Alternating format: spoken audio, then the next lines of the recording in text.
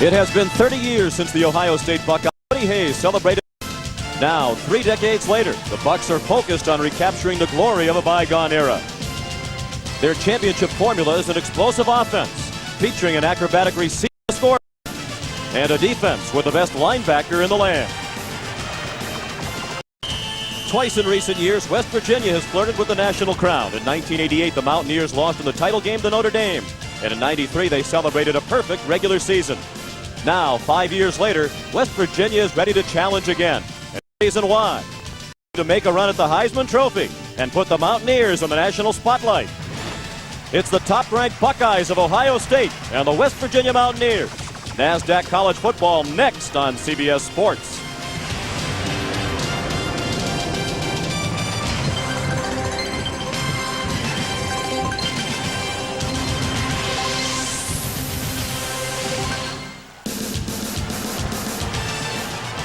Darkness is beginning to engulf the Appalachian Mountains that surround Morgantown, West Virginia. For the past few days, Mountaineer fans have arrived from all corners of the state in anticipation of their showdown with their neighbors from Ohio. The Buckeye faithful have turned out in force as well after making the 210-mile trek from Columbus to start what they hope will be a championship season. Number 1, Virginia.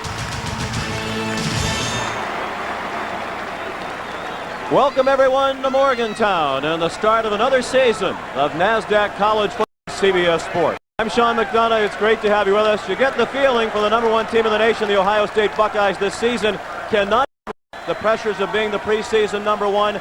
Questions about the academic eligibility of 3 of their key players. But the good news for the Buckeyes, those 3 players have been cleared. They'll play tonight and throughout the season. I'm joined again this season by Terry Donahue, and Coach.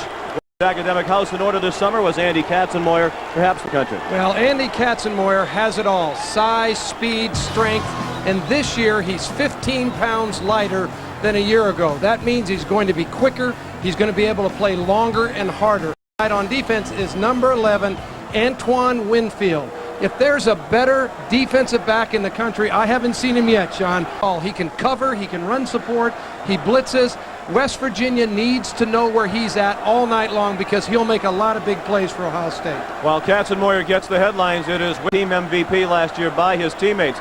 When you think about West Virginia, you start with Amos Zaraway, the 3rd leading rusher in the nation last year. He needs 24 yards tonight to become West Virginia, and he is still just a junior. But, Coach, I know you think West Virginia's hopes tonight really ride on the quarterback play from Mark Bulger. I really do. Mark Bulger is the leader of the West Virginia offense. He's a 2-year starter. His arm has gotten stronger over the summer. If he can avoid interception, something that plagued him a little bit last year, he might be able to pull out the country.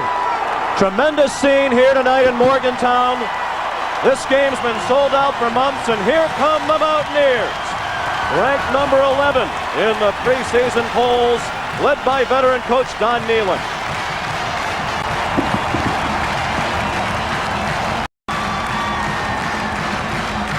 West Virginia 7-5 a year ago. They went to the CarQuest Bowl. And now entering the field, the number 1 team in the nation, the Ohio State University Buckeyes.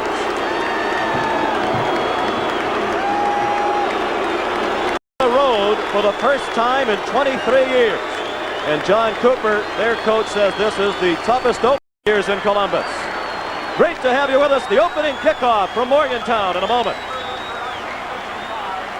NASDAQ College Football on CBS is sponsored 1959 recipe and high-quality ingredients. Pizza. Accent the Equitable. And by Infinity. Own one and you'll understand. The time for idle chit-chat is gone. The new battle, live and in color, is coming up next, and we'll keep a real close eye on that key matchup with Thornton and Murphy. Indeed we will. Some heat in this rivalry, even though this is just the second meeting between these two schools since 1903. Nate Terry, an excellent kickoff return man, back deep for West Virginia. And Dan Stoltz, the sophomore from Orrville, Ohio, also the hometown of Bobby Knight, an alumnus of Ohio State. The kickoff down to the 4 and taken by Jerry Porter. And Porter across the 20. It looked like the Buckeyes might pin him in.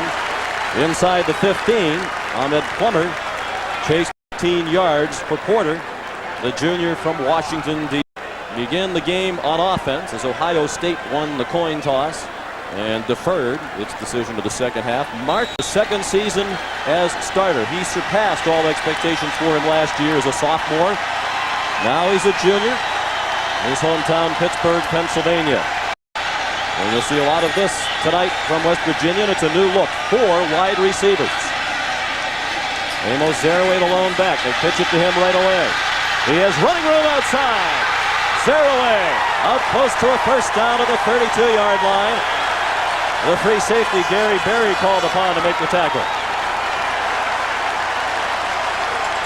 Sean, this is certainly not vintage West Virginia offense under Don Nehlen. Normally you would expect Don to come out with 2 backs, run off tackle, screen for blood. He starts the game with 4 wideouts. They're going to play a lot of 3 and 4 wideouts tonight to try and thin out that Ohio State defense and make them play from sideline to sideline. They've used 3 wide receivers in the past, but the 4 wide receiver sets a new look for Don Nehlen. Now the quick toss in this direction, and it's David Saunders back after sitting out all of last year with a knee injury. And on first down, he got out to the 37-yard line. A gain of about 4.5 for Saunders. With backs and receivers, ordinarily a 3 wide receiver set with Ivy. Saunders is the tight end. And Zeraway, one of the best tailbacks in the country. A veteran offensive line, as you can see. 4 returning starters. The newcomer is Brock Holland at right tackle. And even though he's a first-year starter, he is a senior from Bangor, Pennsylvania. 3 wide receivers and the 1 tight end. This is not vintage conservative Don Nehlen football. And there's Zeraway. Out to midfield and another first down for the Mountaineers. Sean, what's happening there? West Virginia came out with very large, spread that tough Ohio State defense out. Ohio State was one of the best teams in the country last year by having the safeties come down and always be in the tackling picture. By playing 3 and 4 wide receivers, you get those safeties out of the tackling picture, and by having wide splits, you separate those defensive linemen and those linebackers. Awfully good strategy right now by West Virginia on offense. We had a look at John Cooper, the Ohio State coach, always under the gun in Columbus, and perhaps even more pressure on him this year with the #1 preseason ranking. Bulger on first down, throws, has a man open. It's the tight end back. West Virginia impressive as it moves into Ohio State territory down to the 35-yard line. I'm sure that Ohio State, in their preparation for this game during two-a-days, did not anticipate this kind of a wide-open attack from West Virginia. It's going to take Fred Puggich, the defensive coordinator at Ohio State, some time to adjust to this. Here, Bulger, the quarterback, will sprint, and the tight end will just run across the field, and he'll find him over there after a little bit of a delay. It's just a little delay route to number 82, Anthony Beck, the tight end. He's wide open. A gain of 16 after Zeraway gained 12 on the ground. They go back to Zeraway, and he's in trouble. Stacked up at the line of scrimmage, perhaps even a loss of a half-yard.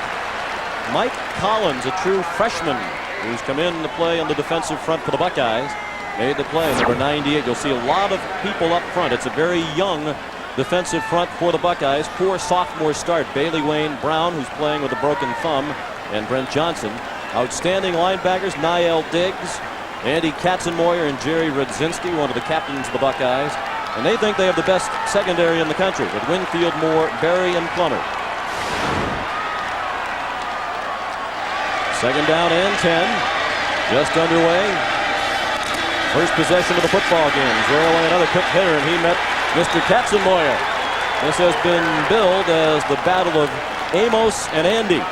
And they met head-on at the 34-yard line. Well, Andy Katzenmoyer, the great Ohio State linebacker that we talked about at the beginning of the telecast, West Virginia says they don't want to run away from him. They want to run at him. But you're going to see Katzenmoyer. He's quicker this year than he was a year ago. He's tougher. I think he's got the right mindset to have an All-American season once again. 6'4", 255 pounds. He was up around 270 last year. On third down and long, Bulger flips it out into the flat to Anthony Green. He's well short of a first down. Tackled by Jerry Rudzinski and Niall Diggs. And Don Nealon has a decision to make. He has an excellent place kicker in Jay Taylor. But this would be a long try, something in the area of 47 yards.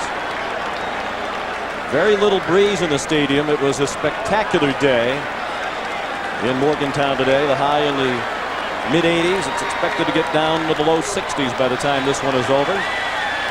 Taylor, the 47-yard try from the left hash mark. And it is good.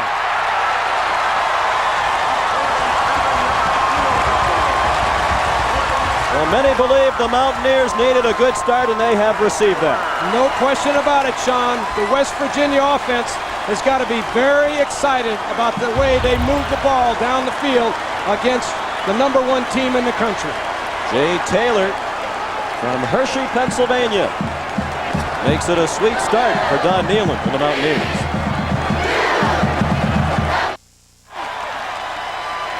West Virginia, 4 minutes into the game, has a 3-0 lead on a 47-yard field goal by Jay Taylor. Had an 8-play drive. Mark Bulger was 3 for 3 on the drive. But the concern for Don Nealon this season is about his defense. A lot of new people in new positions, and they'll be tested in a matter of moments. Michael Wiley back deep to receive the kickoff. He took one the distance against Bowling Green last year, 100 yards. He'll start at the 6 with this one. And he gets taken down near the 25-yard line. Jerry Porter running down on special teams, a 19-yard return. Joe Germain at long last, the starting quarterback for Ohio State. He's come in relief of Stanley Jackson in each of the last 2 years, a formula that worked quite well for the Buckeyes. Tonight he makes just his second career start. And as you can see, he's logged plenty of playing time off the bench, 25 career games. His only other start was in '96, the Michigan game. Germain is a senior from Mesa, Arizona. Similar to Bulger, not the big arm, but a terrific quiet leader who delivers a very catchable ball. And he throws one out in the flat. It's caught by David Boston. Nice moves, and then he gets upended at the 29-yard line. The rest of the Ohio State offense, you saw Boston, who led the Big Ten in receptions last year. He's part of a terrific wideout duo with D. Miller. John Lumpkin is the tight end, Matt Keller the fullback, and Michael Wiley, one of 3 or 4 tailbacks we're likely to see tonight. The offensive line struggled last year. It yielded 47 sacks. Walter, Murphy, Gilbert, and Burris from left to right. Burris, a new starter. West Virginia thinks he might be vulnerable. Wiley up the middle for very little, down at the 31-yard line. That'll bring up third down at about 4. Barrett Green and Jerry Porter combined on the stop for West Virginia. Defense, the strong suit of the Mountaineers in the Nealon era, but this season, it's the concern.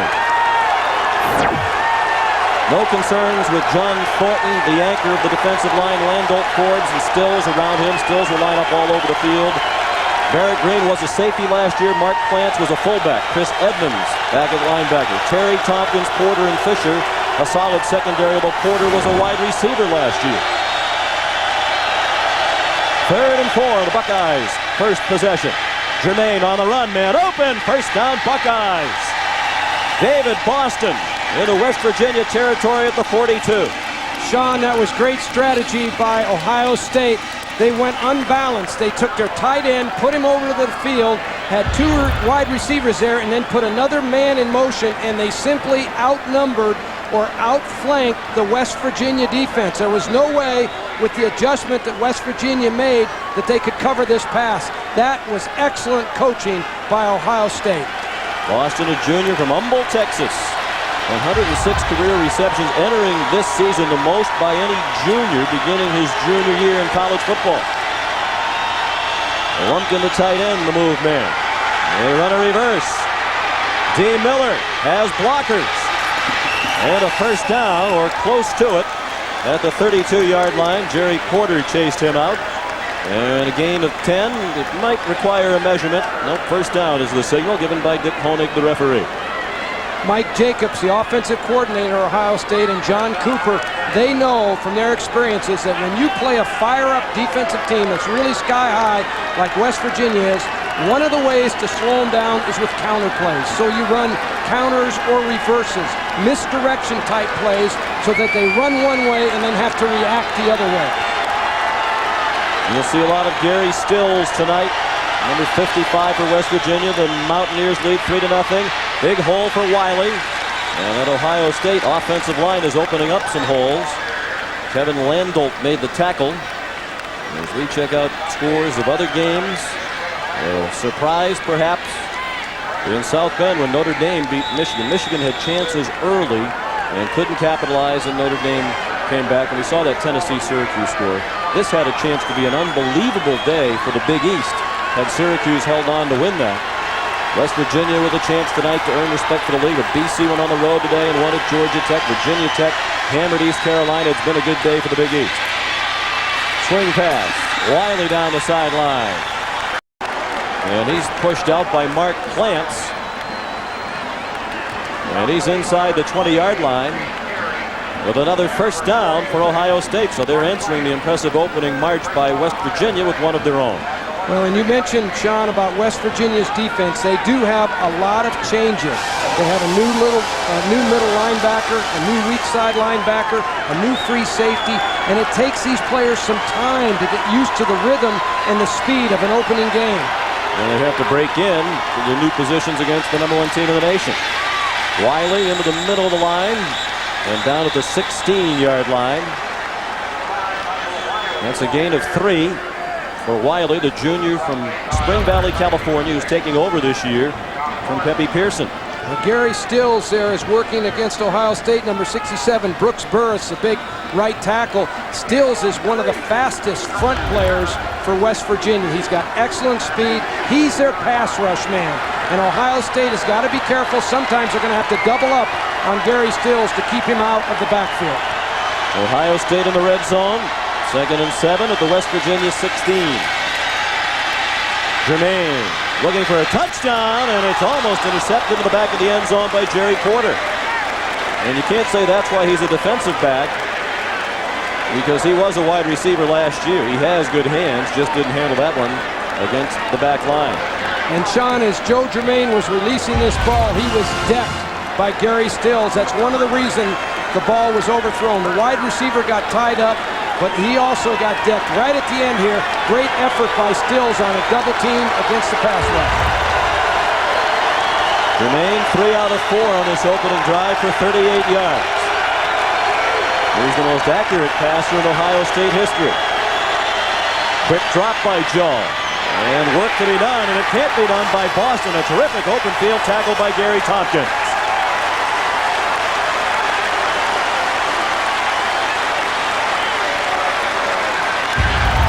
Well, David Boston is the All-American receiver from Ohio State, and his favorite route is a little 5-yard out route. This is what he likes to do. Just run 5 yards, give me the ball, coach, and I'll do something with it. But on that particular play, Gary Tompkins, a strong safety, played it perfectly. Dan Stoltz converted 60% of his field goals last year. This is a 36-yard try. And his kick is good. Now each team marches into enemy territory, and each drive resulted in a field goal. 3-3 the score in Morgantown.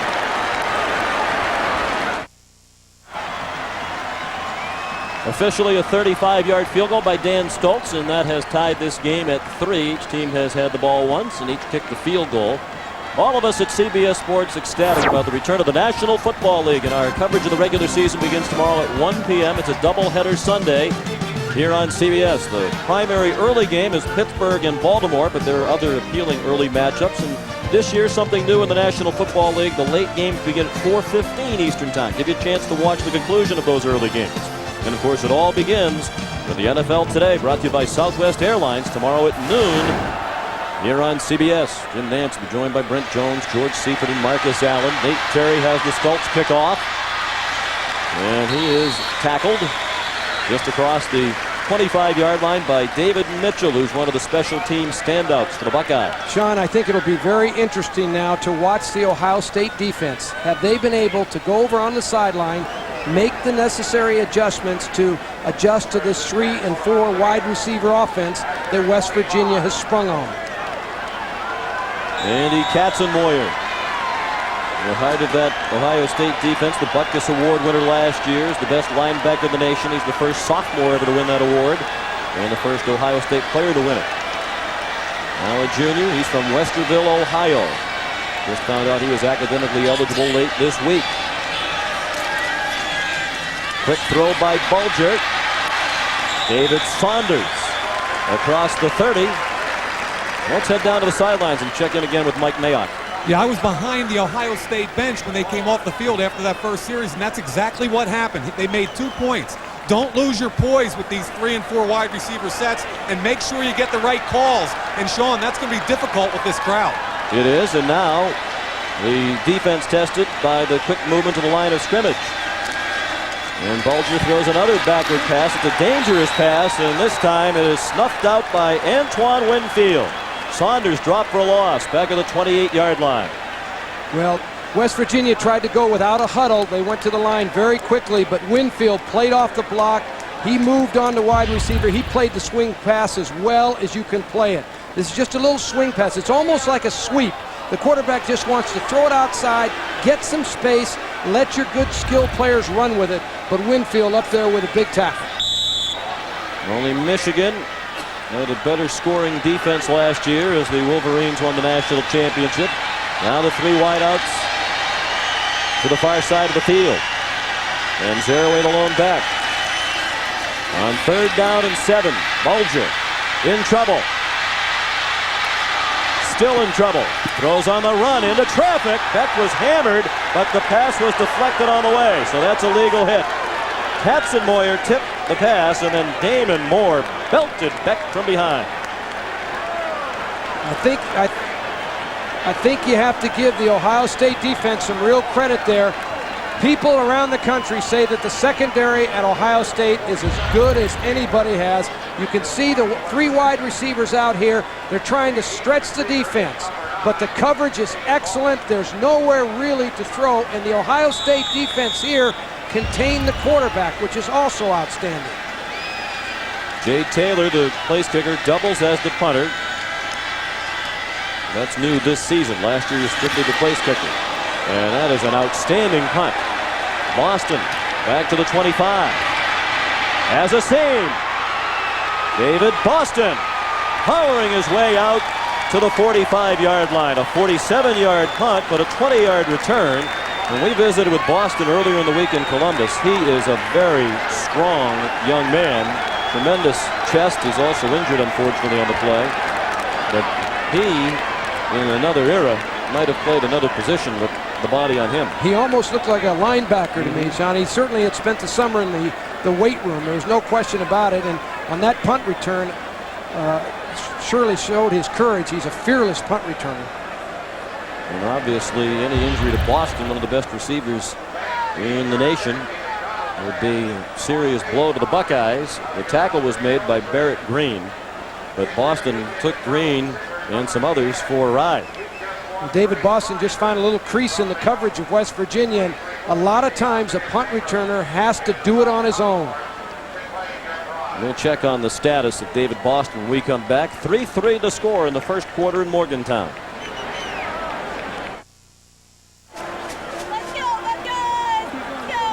3-3 the score, more than midway through the first quarter. We're at Mountaineer Field in Morgantown. David Boston walked off the field in his own power. He wasn't favoring any particular part of his body. And Mike Mayock has an update. Mike? Sean, I think the technical term is he got his bell rung. Okay. They're going to keep him out a couple of plays, but he'll be back in shortly. His head certainly hit the turf hard as he went to the ground. Joe Germain under center. 1st and 10 at the 45 of the Buckeyes. And that pass is off target and nearly intercepted. And his signals crossed with the receiver, and Barrett Green was closest to the ball.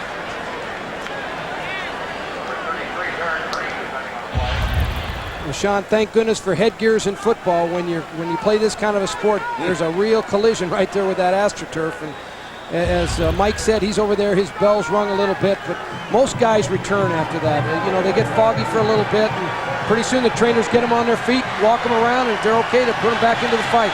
Reggie Germany, number 80, has been playing wide out in his absence. Up the middle, a big hole. Michael Wiley took on the tackler inside the 20-yard line. And he went out at the 19 after a 35-yard gain. Gary Tompkins saved the touchdown for West Virginia. When you're an I formation team, you want to try to get the ball as deep in the backfield as you can for when you have a back like Michael Wiley. He can see the creases that occur, and as he goes, he can see the vision.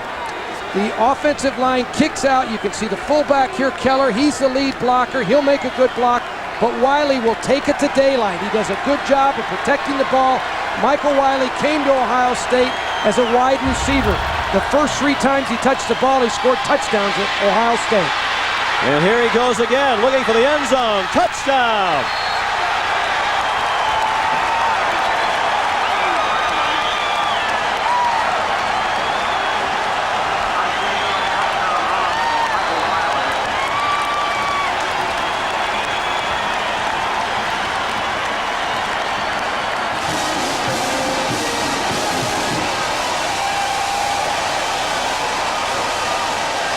Well, Ohio State has certainly responded in this first quarter against West Virginia's challenge. Again, Wiley on an isolation play. An excellent block by the fullback, 23 Keller. Wiley gets into the secondary and uses his great athleticism to get into the end zone. 19-yard touchdown run. Buckeyes strike quickly on their second possession. 3 plays, 55 yards. It took just 33 seconds. And now Dan Stoltz will try to add the extra point. One concern for the Buckeyes, the snapper, Kevin Hauser, broke his wrist in the spring and had to have it reset during summer practice. But he's been perfect on 2 snaps tonight. And the Bucks lead 10-3.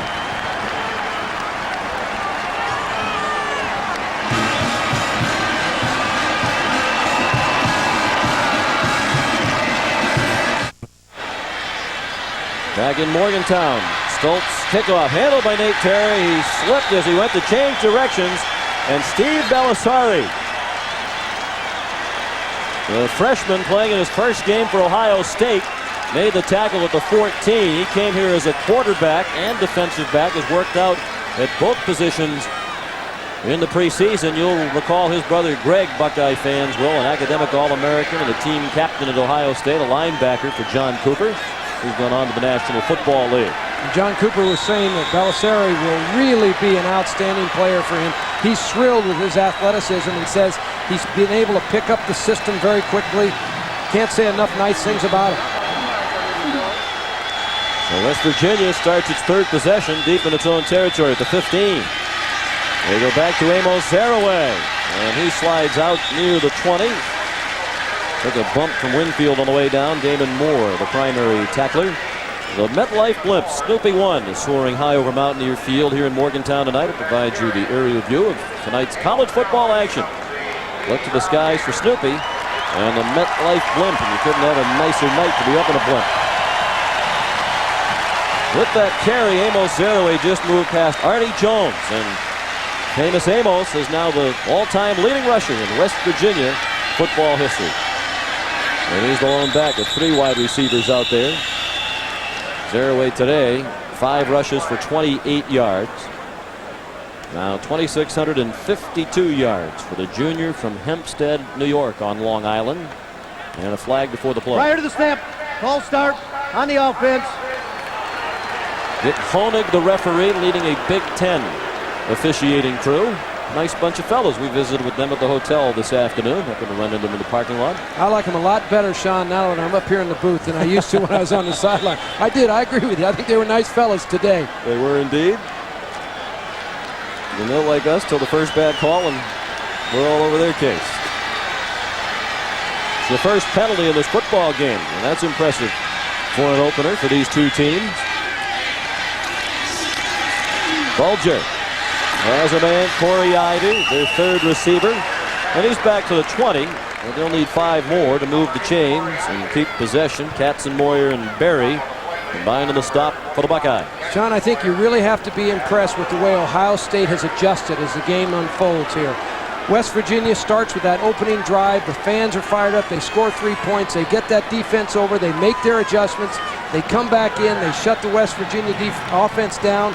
And now, once again, they're playing very good defense. And West Virginia is really having to work now for their yardage. 3rd down and 6. Under 4 minutes left in the first quarter. Number 1 Ohio State leads by a touchdown. Bulger incomplete. Katzenmoyer and Berry had the coverage on Sean Foreman. The fans wanted a flag. They thought Foreman was bumped. So West Virginia started well on offense, but the last 2 possessions have yielded nothing. Well, once again, they've adjusted their defense, and that's helped them. And now West Virginia is going to have to counter-adjust again and figure out exactly what they can do to hurt this Ohio State defense. Jay Taylor on the punt. And with Boston still on the sideline, it'll be Gary Berry back deep. Let's see if the fans had a beef here. I think that's good defense. They arrived just about the same time as the ball did. Taylor. Another decent punt. Berry staggering a bit as he caught it. And once again, Ohio State will start at its own 45-yard line. That's where the touchdown drive moments ago began. 41-yard punt, the 4-yard return by Gary Berry, the junior from Worthington, Ohio. It's important now that West Virginia's defense can get organized and start to control the line of scrimmage. Ohio State came out the last time and really punched them out, really knocked them off the ball. West Virginia was concerned about that coming into the game. And Steve Dunlap, the defensive coordinator, he'll try to adjust now, get 8- and 9-man fronts up there to try and slow down the running game. Boston is on the field in this series for Ohio State. Joe Montgomery in at tailback trying to turn the corner. He couldn't, but he did knock down a couple of pins on the West Virginia sideline. There's Boston with his head cleared apparently. Gain of 1 for Montgomery. And the free safety, number 11, Gary Tompkins, he's the one that came over and made that stop. Again, I think you're going to see West Virginia with those safeties in and out, a lot of 8- and 9-man fronts even at times, and try and say, hey, Ohio State, you're not going to run the ball at us. You're going to have to beat us strong.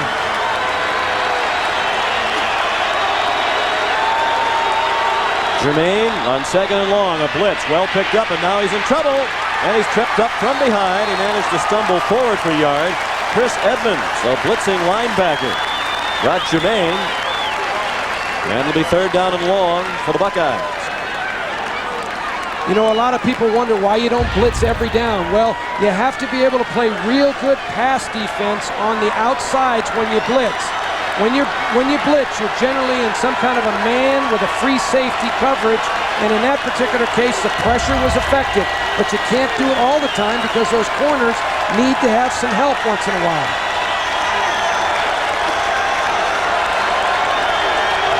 Third and 8. Play clock down to 3. And a whistle and a timeout called by Joe Germain. He saw that the play clock was about to expire, so he used the first timeout called by either team. With 2.5 minutes left in this first quarter, Ohio State leads by a touchdown. Nice job by a veteran quarterback. You know, sometimes quarterbacks are timid because coaches generally say, hey, save me the timeouts. I want to have them at the end of the half or the end of the game.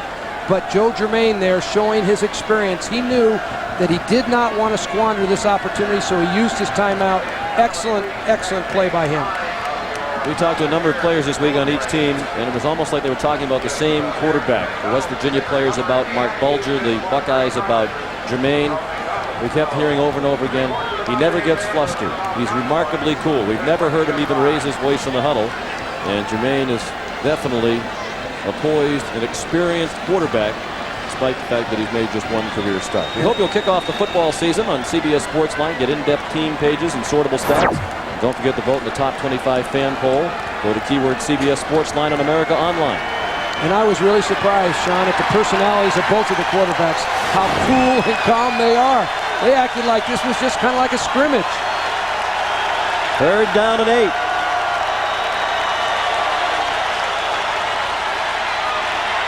Germain with plenty of time has his man. First down for D. Miller into Mountaineer territory at the 39-yard line.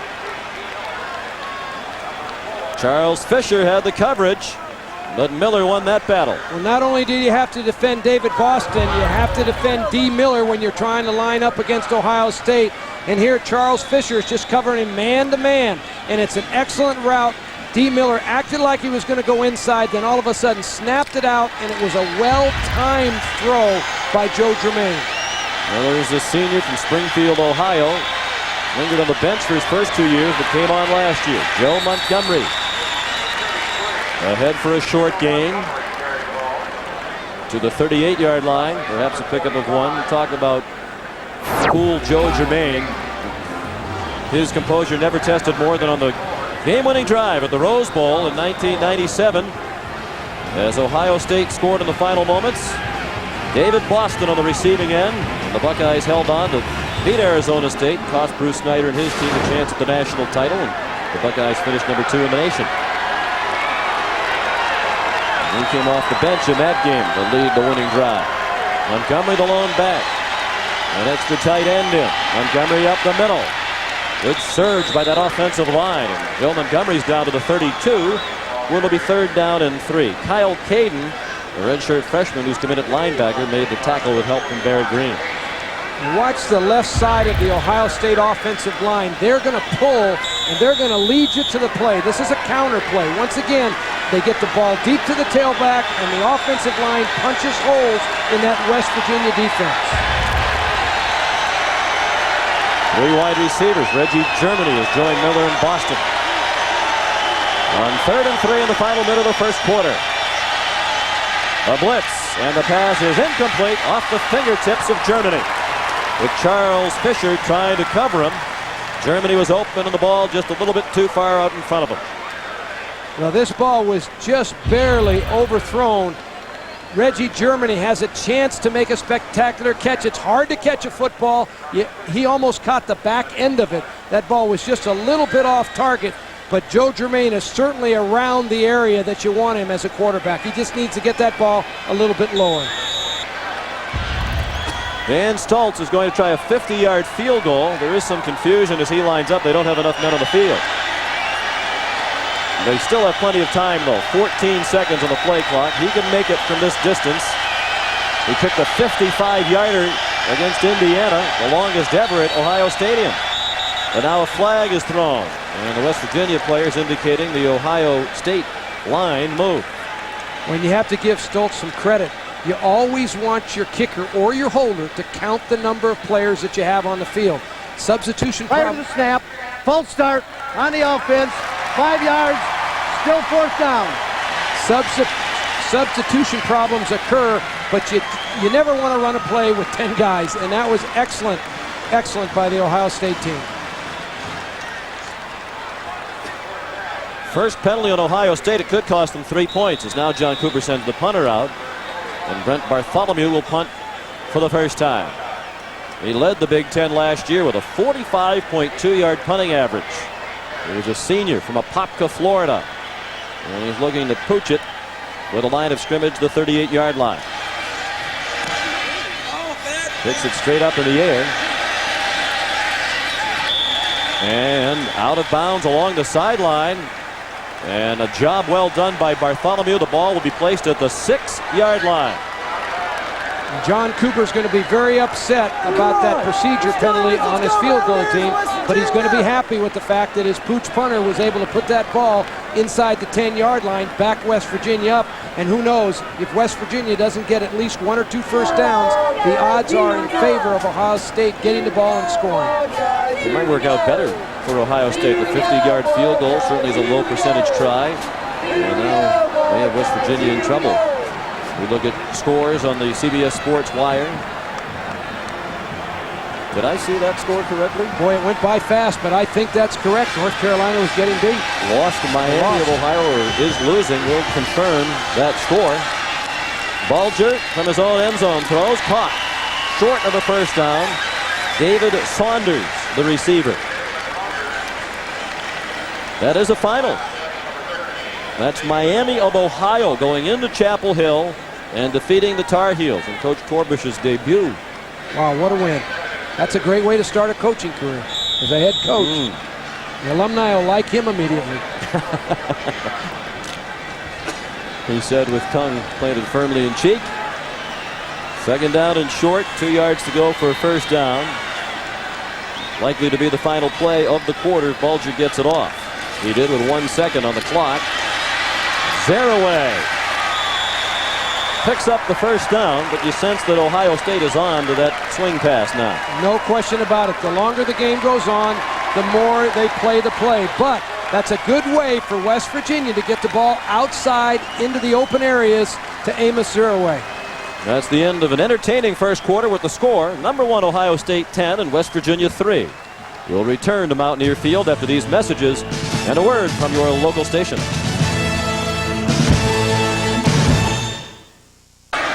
"13 yards for Zeraway now, an option look from West Virginia. And Zeraway has a few more.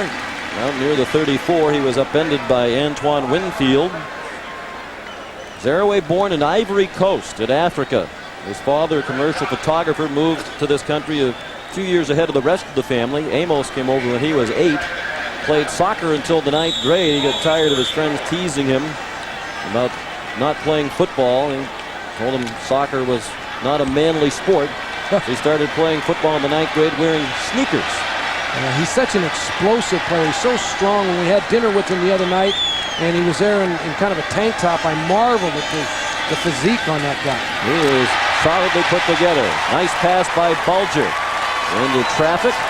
David Saunders gives the indication it is indeed a first down. Time now for our Sun America virtual playbook, and as you might expect, the man of the spotlight is Amos Zeraway. Well, West Virginia likes to give him the ball deep in the backfield. They run an outside zone play where their offensive linemen come off the line of scrimmage and zone block. The tight end takes his man either to the inside or to the outside. Zeraway reads the tight end's block and punches the ball inside the tight end's block or bounces it outside with his great vision. And Zeraway straight ahead on 1st and 10.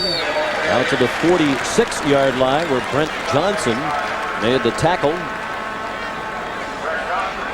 And Sean, that virtual reality play that we just looked at there, Zeraway has already run it about 3 or 4 times today. They like to get him the ball and let him use that tremendous cutting ability that he has in his vision. 3rd in the NCAA in average yards per game at 150.5 last year. Ricky Williams and Amon Green of Texas and Nebraska respectively, the 2 players ahead of him. 47 yards rushing on 8 carries for Amos tonight. Bulger smothered back inside the 40. That's the first sack for Ohio State. Mike Collins led the surge with Rodney Bailey. They are a true freshman and sophomore respectively as a part of this very young Buckeye front. And West Virginia was trying to throw that swing pass that you referred to earlier. They were trying to throw it again. Ohio State had it smelled out beautifully. And the nice thing that Bulger did, he pulled the ball down, protected it. He didn't have a costly turnover that really would have hurt his football team. John Cooper, Katz and Moyer and Rudzinski blitzing from their linebacker positions as well. Timeout called by Mark Bulger. He limps to the sideline. West Virginia down by 7 in the second.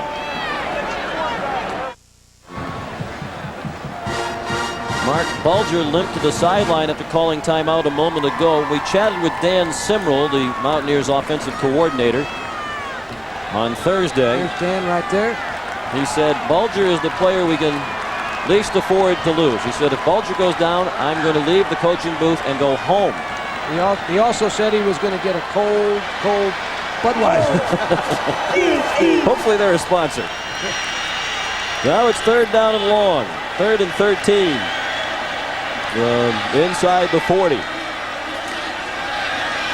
Bulger with a lot of time. Throws over the middle. Caught, juggled, dropped. I'm not sure that was ever a catch, and now it is ruled incomplete. Corey Ivy took a hit from Winfield, but he was juggling it before the hit. Never had possession. It's an incomplete pass. Well, first of all, you've got to credit the West Virginia offensive line with giving Mark Bulger plenty of time to find an open receiver.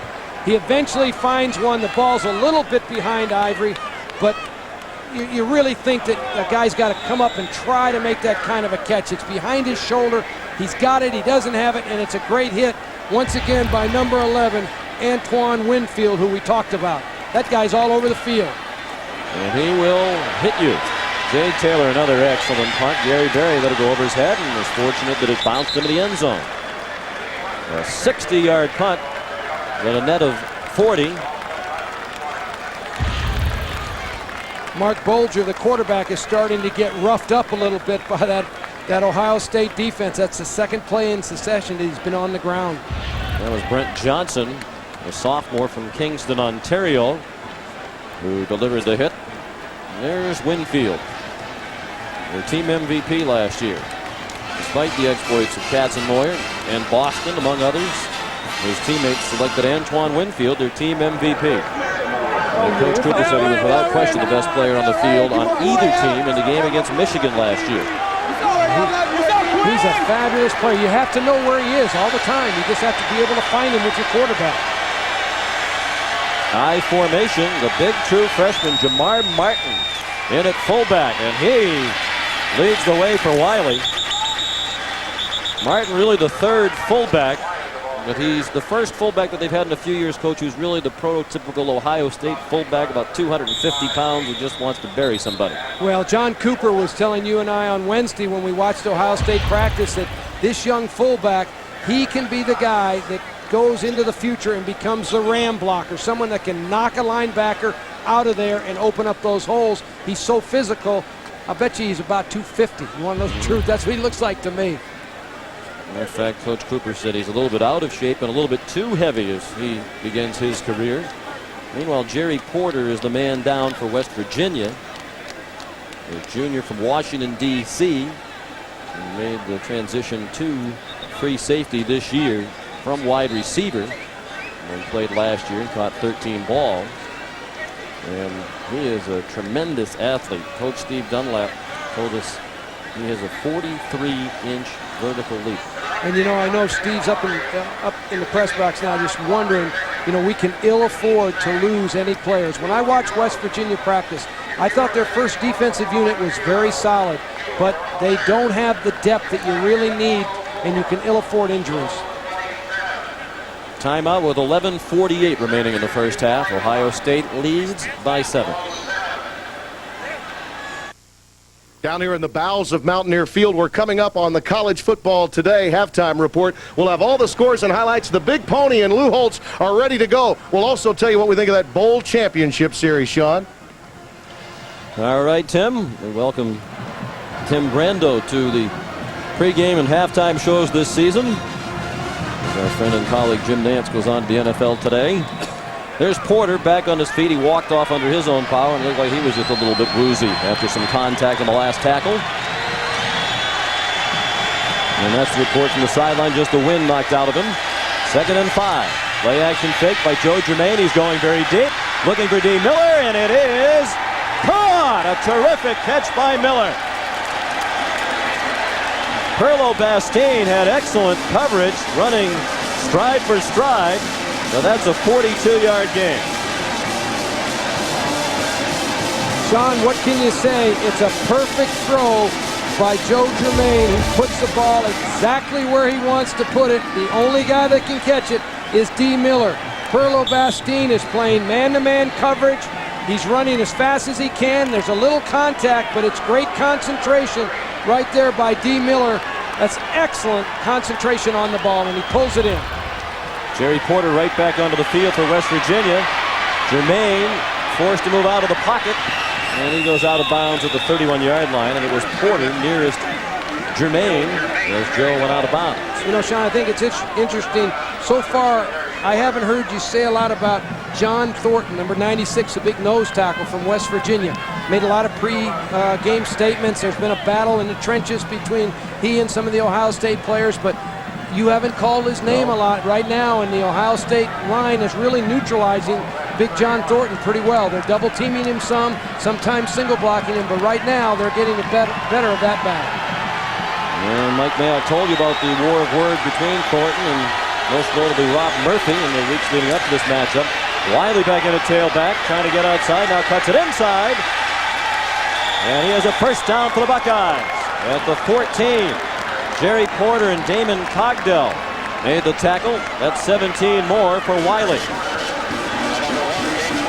Michael Wiley came to a summer camp that I had when he was a junior in high school. He's from San Diego, California. When I saw him at the summer camp, I said, this guy's going to be a great football player. He could play wide receiver. He could play a cornerback for you. He can play tailback. The guy can do it all. Here's the isolation on John Thornton. We mentioned his battle with Rob Murphy, number 56, the left guard. Murphy won that one for sure. And now Jermaine to the end zone. Touchdown, D. Miller.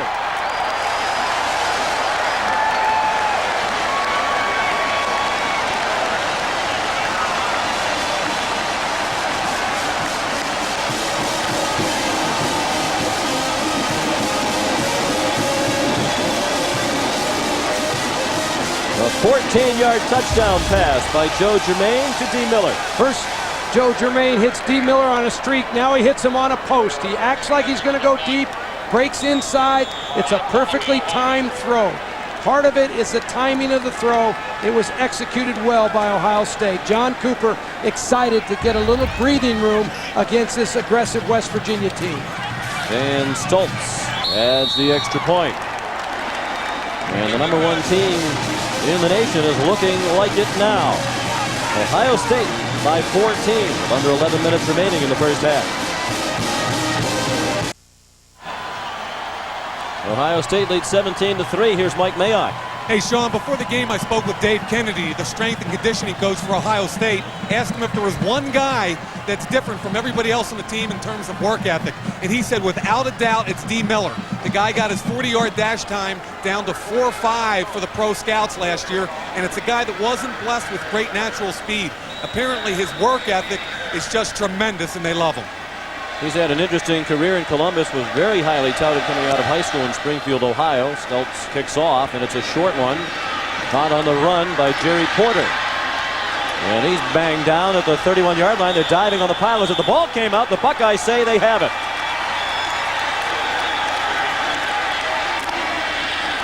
And they do. Joe Cooper knocked the ball out with a big hit on Porter.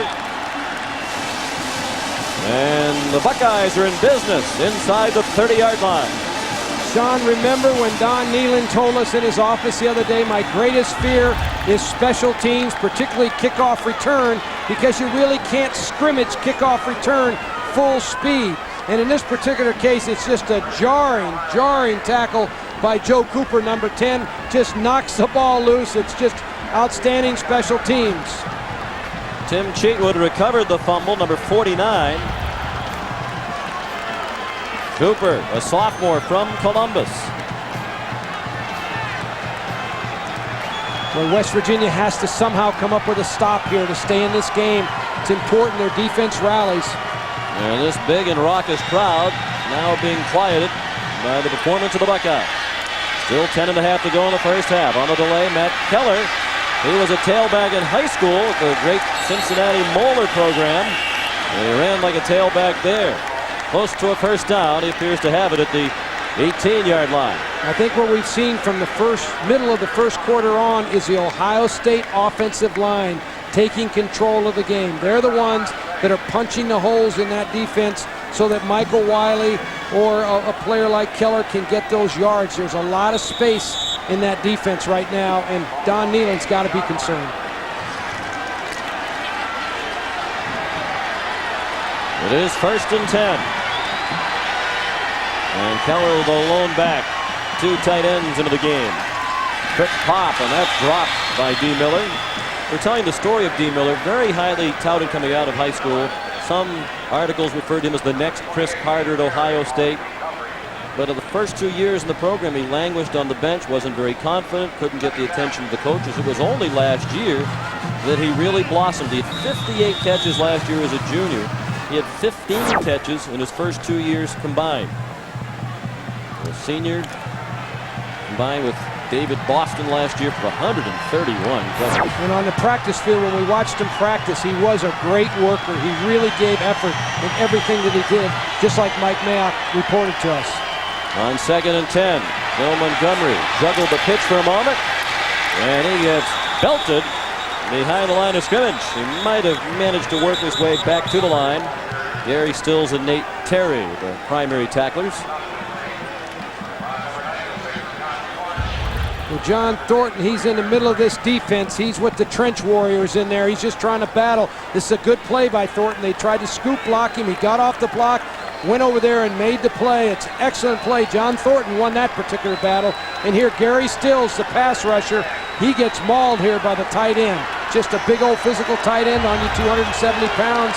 Stills isn't that physical. Steve Wisniewski took Stills down. 3rd down and 10. Jermaine throws quickly, and it's incomplete.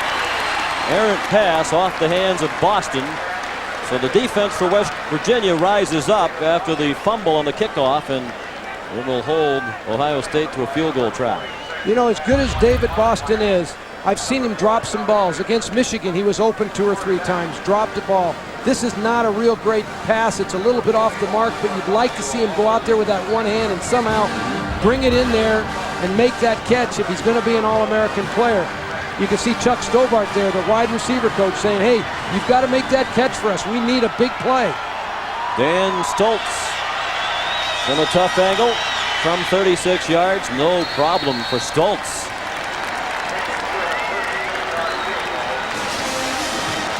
His second field goal.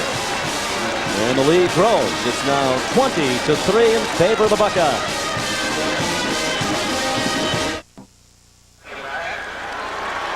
Dan Stoltz's second field goal of the game has given Ohio State a 20-3 lead.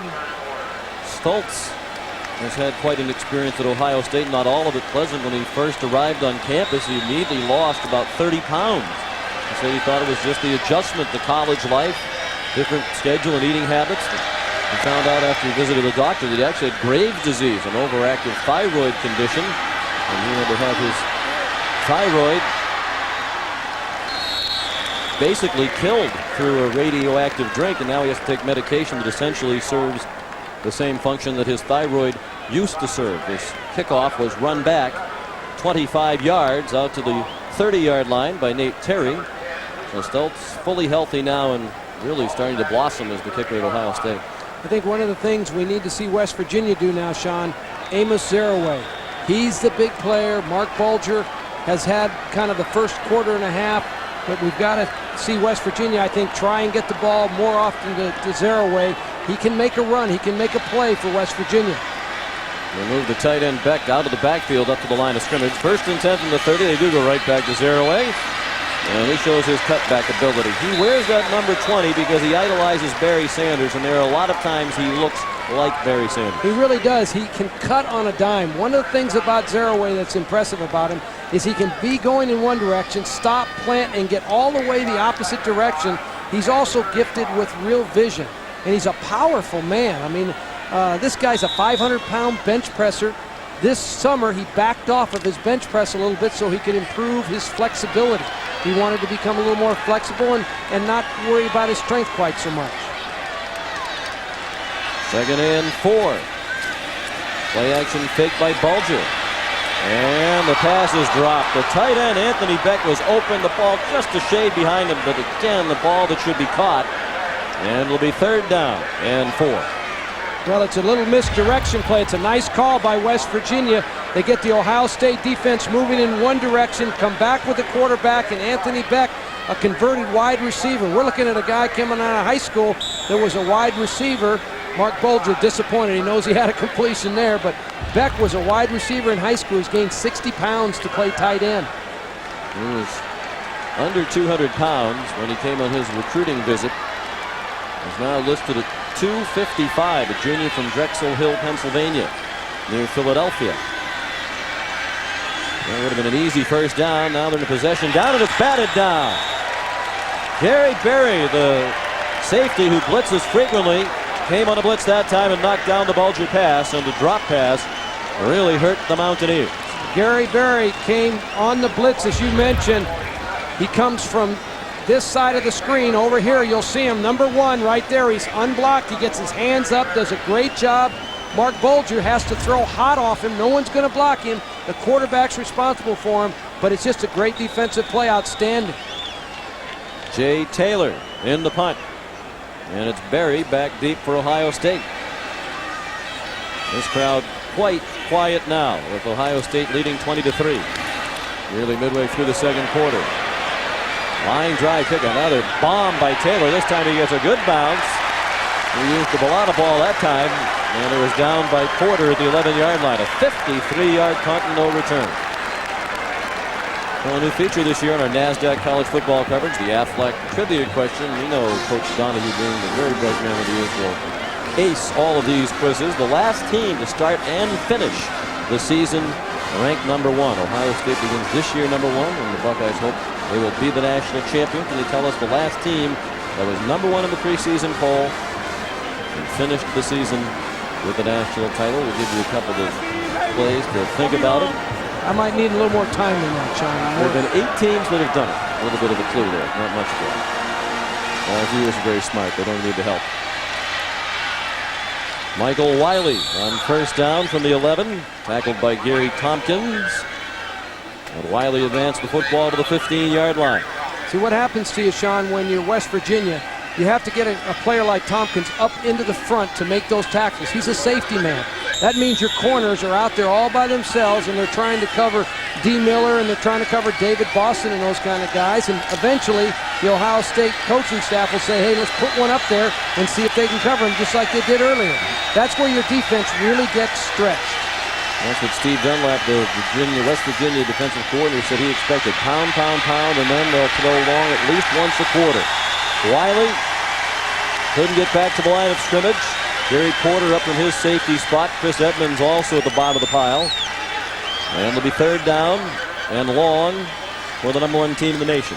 Well, this is excellent defense on this particular play by West Virginia. It's just a toss play to the tailback, but the West Virginia defense, you can see that swarm of black shirts going out there. They really pursue the football, and that's what you want. You want that kind of gang tackling and strip that ball loose. That gets you back into the ball game. Wiley still having a big half. 9 rushes for 89 yards. Looked like he was pondering throwing that ball for a moment. Jermaine on third down. Wiley has to do a lot of work, and he can't get it done. Well defensed by Charlton Forbes and Mark Plants. Plants was the fullback last year, starting at middle linebacker, and his grasp on that starting job is a little bit shaky. Don Nehlen looking at other possibilities, and Charlton Forbes, the backup nose man last year, now a senior and a first-time starter. Well, Plants, the middle linebacker, 46, you can see him moving to his left. He's the one that gets out here and makes a good hit. As you mentioned, he's a converted fullback. It takes a while to get used to playing in the middle of a defense with all that goes on in the trenches. And Bartholomew will punt for the second time. Herbo Bastine waiting for the punt. Low line drive kick. Bastine foregoes the fair catch. Dances inside Ohio State territory, and he gets knocked out of bounds back at the 46-yard line. Central McClellan made the tackle for the Buckeyes. 41-yard punt and 9-yard return. Craig Silver, our producer, has decided that you've had enough time now. We don't want to allow cheating. If you give them too much time, they go to the books, and maybe they try to look up the answer to the Aflac Trivia Question. The answer is Florida State, the Seminoles, number 1 in the preseason, and they won the national championship in '93. They actually lost that ranking for 1 week when they lost to Notre Dame, but they came back the next week and regained it and won the national championship. First and 10. They're at the Ohio State 46. The Mountaineers could really use a score here to get some momentum. Zero-way straight ahead. Near the 43-yard line, Jerry Rudzinski and Central McClellan combined to stop the smiling Zero-way. As you mentioned, Sean, this is a critical series because the defense played very well that series for West Virginia, one of the better series of the games for them Now, if the offense can capitalize, they have excellent field position. They have a short field to play on. And if they can just get some points, get a little momentum going into halftime, you're still in the game. And the longer you can live as an underdog, the better you can play.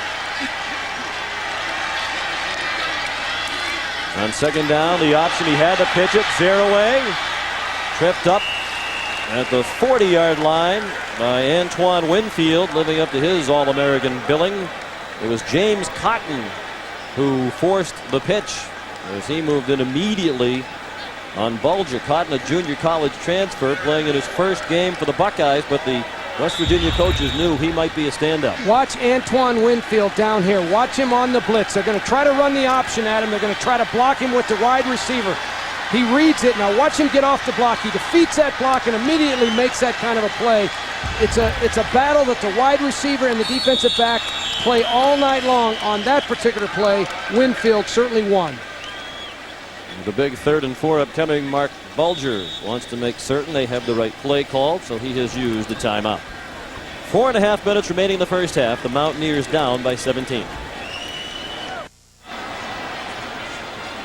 Sean McDonough with Terry Donahue and Mike Mayock back in Morgantown, West Virginia, where the Mountaineers are hosting Ohio State. And the #1 team in the nation leads by 17. Tomorrow, doubleheader action. The NFL on CBS begins at 1. Pittsburgh and Baltimore. The Ravens had a perfect preseason. Jacksonville, Chicago, Seattle, Philadelphia, Tennessee, and Cincinnati. The early games. And the main game of the second half of the doubleheader at 4:15 Eastern is the Jets at San Francisco. Others will see Miami and Indianapolis. And some will see Ryan Leaf make his NFL regular season debut against the Buffalo Bills. I watched San Diego in the preseason, Sean, and they look awfully good with Ryan Leaf at quarterback. They look like a different team. Big play here for West Virginia. 3rd down and 4. 3 wide receivers, Zerouay the lone back. Ohio State has blitzed regularly. They have a lot of men up on the line here. Zerouay lost the football, but he's ruled down by contact shy of the marker. He's about a yard shy of the first down. That was a very close call. Looked like that ball might have been sliding out before Zerouay hit the ground. It was close. No argument from John Cooper. And it'll be 4th down, about 2, and it looks like Coach Nealon's going to go for it. I think he'll go for this. And you know, Zerouay, one of the more impressive things about him, Sean, he's carried the ball coming into this game 503 times and only had 2 fumbles, which is an amazing stat.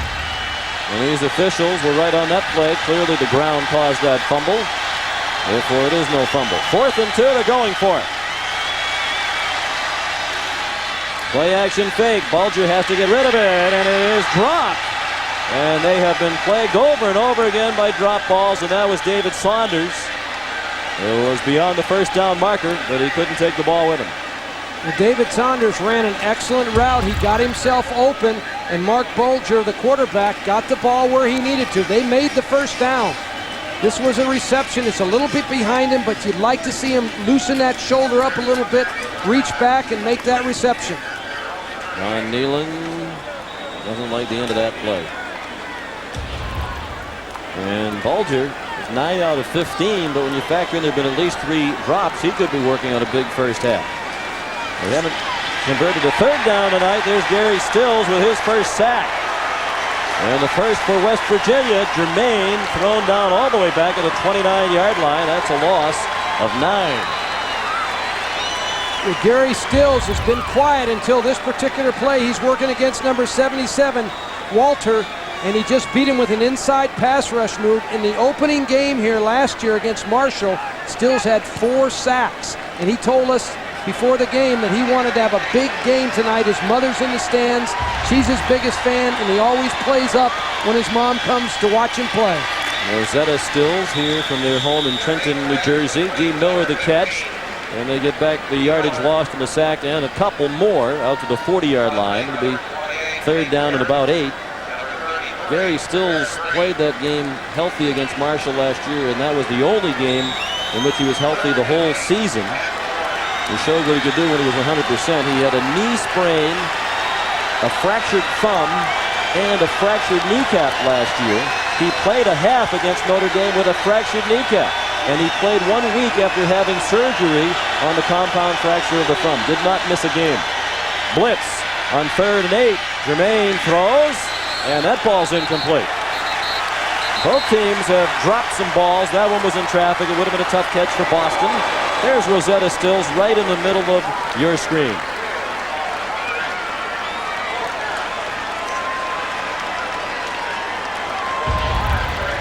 David Boston with great concentration on the ball, has it for a minute, then all of a sudden it slips through his hands. He knocks it down with his hands. Gary Stills getting excited. Another good series for the West Virginia defense. Brent Bartholomew to punt. 10 men up on the line for the Mountaineers. Nate Terry, the lone man back. The senior from Homestead, Florida. Bartholomew got it off under pressure. Terry called for fair catch. Let it bounce, and it rolls out of bounds at the 19. A 41-yard punt. And no return, and just one timeout left for West Virginia now with 2:05 left in the half. The MetLife blimp has been providing aerial coverage of sporting events and television specials throughout the United States since 1987. Combined, the blimp Snoopy 1 and Snoopy 2 have traveled more than 700,000 miles since the MetLife blimp program began.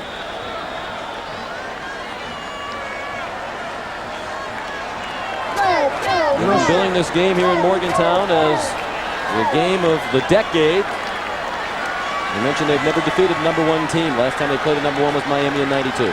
Well, and you know, I'm a little bit surprised that West Virginia's offensive line hasn't held up a little bit better against Ohio State's defensive line. Ohio State has a young defensive line, a very young line. Bulger threw it away. John Cooper saying that should be grounding.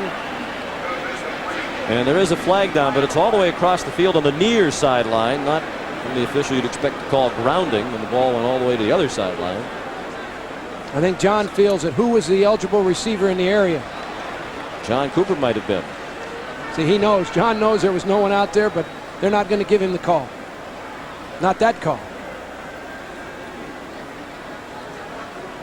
Preliminary indication was for an illegal procedure against West Virginia.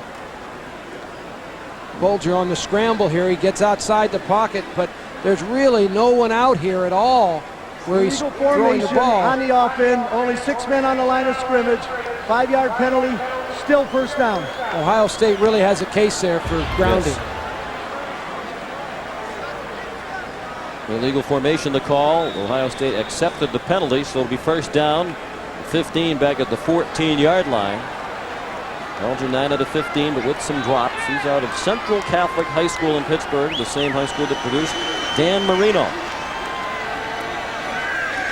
Bulger, good work by the line. Finally, a ball caught, and it's David Saunders near a first down, but short of it. Therefore, the clock will run, and it'll be second down and about 2. Saunders comes to the inside on an inside route. He just runs right across the inside of that Ohio State defense. They're in a zone defense, and he finds a little window there and gets up the field. It's a nice play by Bulger and Saunders. Second down, a long one.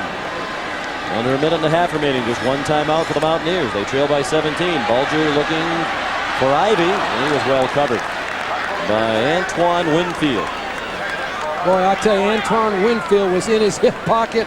It was a well-designed play by West Virginia. They sprinted the quarterback to the right, then all of a sudden he stopped, threw back to the left. A lot of times defenses collapse with the movement of that quarterback, and they lose their relationship on the field, but not Winfield, number 11. He was right where he needed to be.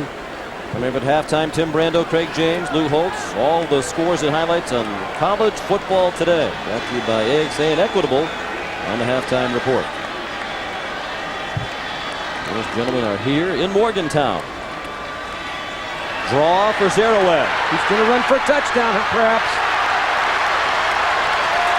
Almost broke it. It was Damon Moore who slowed him up enough to allow the rest of the defense to respond. It's a gain of 19. Moore winded and wants to come out after preventing the touchdown. Sean, I thought for a second he had a clear run to the end zone, but the Ohio State defense really closed on this. It showed the speed of the Ohio State defense. Amos Zaraway had a chance to make a long run, and they just had such outstanding team speed. They were able to make it a good run, but not a great run. And again, that running style looked like his idol, Barry Sanders. Up to 80 yards on 13 carries. Dan Simmel, the offensive coordinator, said they want him to touch it 25 to 30 times every game. He has one reception. Bulger throws, man open! Pat Green down to the 4-yard line. First time they've thrown to Green, and Gary Berry saved the touchdown.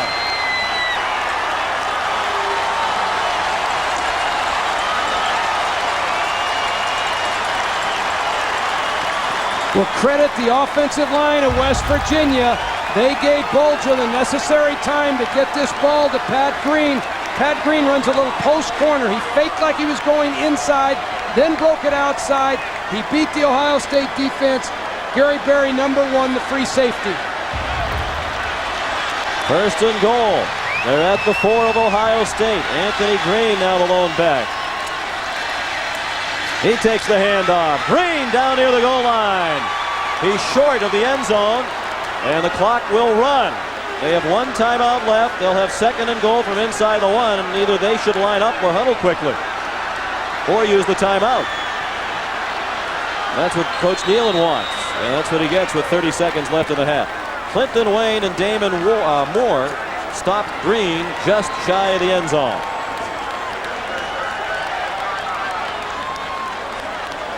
Last timeout used by West Virginia with a half a minute left in the half. And this is a little outside veer play that we talked about it earlier in the telecast. There's a seam in the Ohio State defense awfully close to getting that ball in the end zone. It's about less than a yard to go to the touchdown stripe line. Well, clearly he was down and then bounced to the goal line. These officials have been excellent tonight. We're not just saying that because we did see them in the parking lot earlier today. Well, they've done a good job with this game so far. The Mountaineers ready to shoot. You know, Sean, Andy Katzenmoyer, haven't heard his name as much as I anticipated coming into the game. I thought that he'd be more involved in the defense, at least in terms of tackles made and those sorts of things. Well, you have to wonder about his frame of mind. So much attention on his academic struggle. He had to pass 3 courses: golf, AIDS awareness, and music appreciation. He was ridiculed in a lot of national publications as a result of that. But people who do that don't understand the whole picture, which includes the fact that Ohio State has had more academic all Big Ten football players in the last 5 years than any other school in the conference. 57 all academic Big Ten players in the last 5 years. No question. They have a great school, and that happens to athletes. At every school. Many schools anyway. We shouldn't say every school. I kind of disregard some of that. Andy Katzenmoyer came to Ohio State, wanted to be a great football player, and he is. He is a great one. And moving along the line for West Virginia. And that's a huge play. False start on the offense. 5 yards. Repeat the down.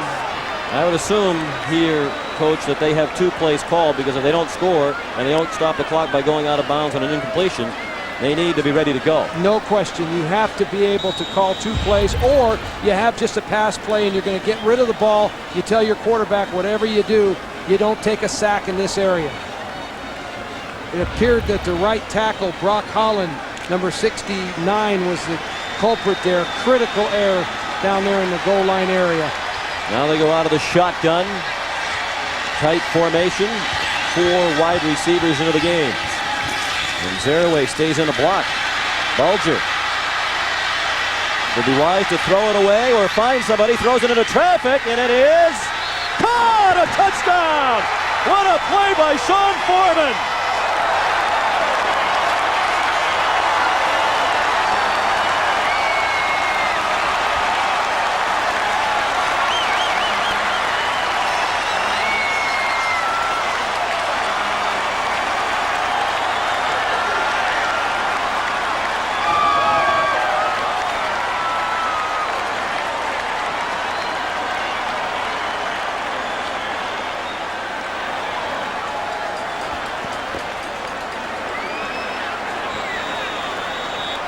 Big play for West Virginia when it really needed one. Jay Taylor trying to bring the Mountaineers back within 10. And his extra point is good. He has never missed one. 76 out of 76 at WVU.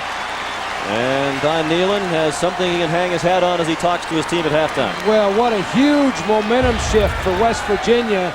And certainly Bulger here staying alive as he scrambles the Ohio State defense in pursuit. And, you know, when you're playing the #1 team in the country, your big players have got to come up with big plays. Sean Foreman, number 16, fights this ball away. He strips it from number 20, Central McClellan. He just takes it away from him. Both players have a chance to get it. He just took it right out of his hands. We chatted with him Thursday night, and he was another guy you looked at and you said, that's the body of a wide receiver. He's one of their strongest players in the program. And that's why you put in that kind of an effort in the weight room to make that kind of a play. Well, he had a great year last year when David Saunders went down with that knee injury. All of a sudden, Sean Foreman became the man here at West Virginia, and he had a great year receiving from Bulger with 77 catches, a school record, single-season school record. Sean Foreman is a senior, one of the team captains from Chesapeake, Virginia, out of Indian River High School, the same school that produced Alonzo Mourning. And when we talked with Dan Simmerl, the offensive coordinator, the other day, he said Sean's primary strength is he will get the ball in traffic. And never was that more evident on that play. Well, the fans here at West Virginia are going to talk about that play regardless of the outcome of this game. They're going to be talking about that catch. Squib kick by Taylor. It bounces all the way down to the 10-yard line. Michael Wiley. A good return out to the 37-yard line. 14 seconds left. And decent enough field position that John Cooper wanted to. They might be able to run a play, get a quick timeout, and at least try a long field goal. John may go deep with this ball here at the end, but probably, you know, I think John's a confident enough coach and has enough confidence in Joe Germain, his quarterback, that he may just launch one down there to D. Miller, to Boston or someone. But in all honesty, what you have to think about now, you have to make sure your team doesn't lose its momentum going into that halftime. You had the game well in control. West Virginia's going to go in there and they're going to say, hey guys, we got a chance here. We're only 10 points down. Ohio State, on the other hand, has to walk in there and say, hey guys, we got this game under control. It's 20-10. This game belongs to us. Germain is going to let one fly over the middle. John Lumpkin, the tight end. If he can get down quickly, they can get a timeout. They get a timeout with 35 seconds. At the 35-yard line, rather, with 6 seconds left in the half. It's a 28-yard game, and Stultz does have the leg to make one from here. I think, Sean, he'll throw again. I think John will throw one into the end zone. I don't believe he'll try a field goal here. Although Stultz has that leg, I think that he'll be concerned a little bit about the block. That's what goes in a coach's mind. You're concerned, boy, if they block it and scoop it up and run it in for a touchdown, I'd rather take my shot at the end zone. You've got a great player at quarterback. I think John Cooper will throw this ball. I really do. If they ran a very quick play, they could get him a few yards closer and try a field goal. They have 6 seconds. John Cooper, 61 years old in his 11th season at Ohio State. He has not lost an opener, 10-0 in opening games. But as he says, this is by far the toughest opening opponent that they have had. This is a return game in that West Virginia visited Columbus in 1987, so this is the return trip. And in that game back in '87, Ohio State won 24-3, the only time they've played since 1903. That was Major Harris's first game on the road as the starting quarterback at West Virginia.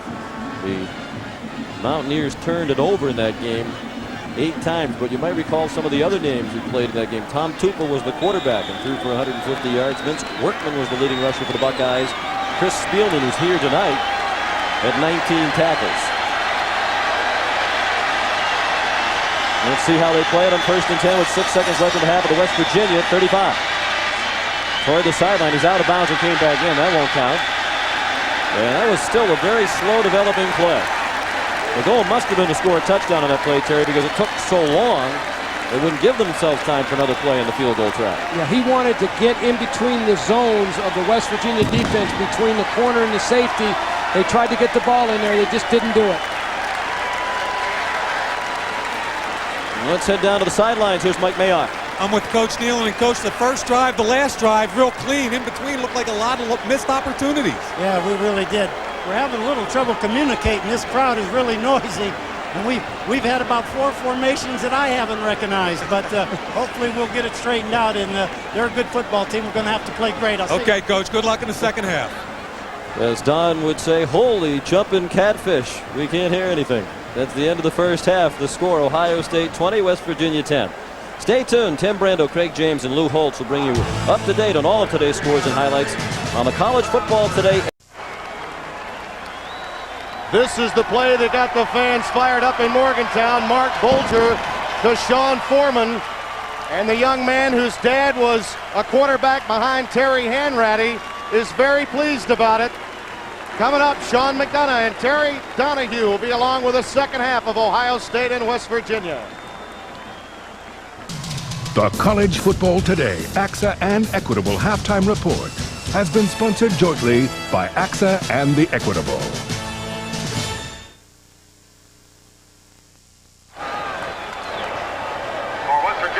Back live in Morgantown, West Virginia. Mark Bulger getting ready for the second half. It'll be Ohio State with the football to begin the second half as the Buckeyes will receive the second half kickoff. Antoine Winfield had an outstanding first half. He's stretching, getting ready for the second half. One interesting note, Coach Donahue, about the first half. Andy Katzenmoyer, 1 solo tackle. That was it. John Thornton of West Virginia, 3 assisted tackles. That's all. Well, and I think you have to wonder how much the distractions prior to the start of the season academically affected Andy Katzenmoyer. But he's a great linebacker, and he'll have plenty of tackles as this year unfolds. Reggie Germany lost the football, and it could have been recovered by West Virginia. They tried to advance it, and Ohio State recovers at the 14-yard line. That was a great chance for West Virginia to get right back into the football game. And Coach Nealon saying, just recover it. Don't worry about running it. Reggie Germany lost the football on the kickoff return. Well, the ball's a little bit loose as he heads up the field, and the West Virginia defense gets it stripped. And all of a sudden, you know, you can pick up a fumble in football and run with it, and that's exactly what they try to do. They just don't execute the play, and Ohio State's Wiley comes over and makes the reception. The recovery, I mean. That was a huge opportunity missed by West Virginia. Now Wiley slices out to the 20-yard line, gain of about 5 on the first play from scrimmage. Well, the question I was prepared to ask you was, what does West Virginia have to do to get back in this football game and win it? They just had a great chance to start to answer that question, but what do they have to do? No question, John. That turnover would have helped them. But if they can play good defense like they did towards the end of the first half, that'll really help him. And Amos Zaraway had 80 yards in the first half. If he can come back and rush that ball, again, I think they have a chance to hang in there with the #1 team in the country. Dean Miller went in motion. Out of the I formation. It's Wiley tripped up. Nice defensive play by Barrett Green. And it'll be third down. And about 3 to go for a first down. The numbers from the first half. Total yards 280 to 199 in favor of Ohio State. Just 1 turnover committed by West Virginia. Neither team very good on third down. Mountaineers converted just once. No question Ohio State had the edge in play, but West Virginia still very much in the game. And West Virginia had the momentum at the end of the half, which is a factor. And as you pointed out, Sean, then all of a sudden have that ball loose on the turf like that. If they could get that thing, all of a sudden it's a whole new game. With the play clock expiring, Joe Germain takes a timeout. The crowd back into it early in the third quarter in Morgantown.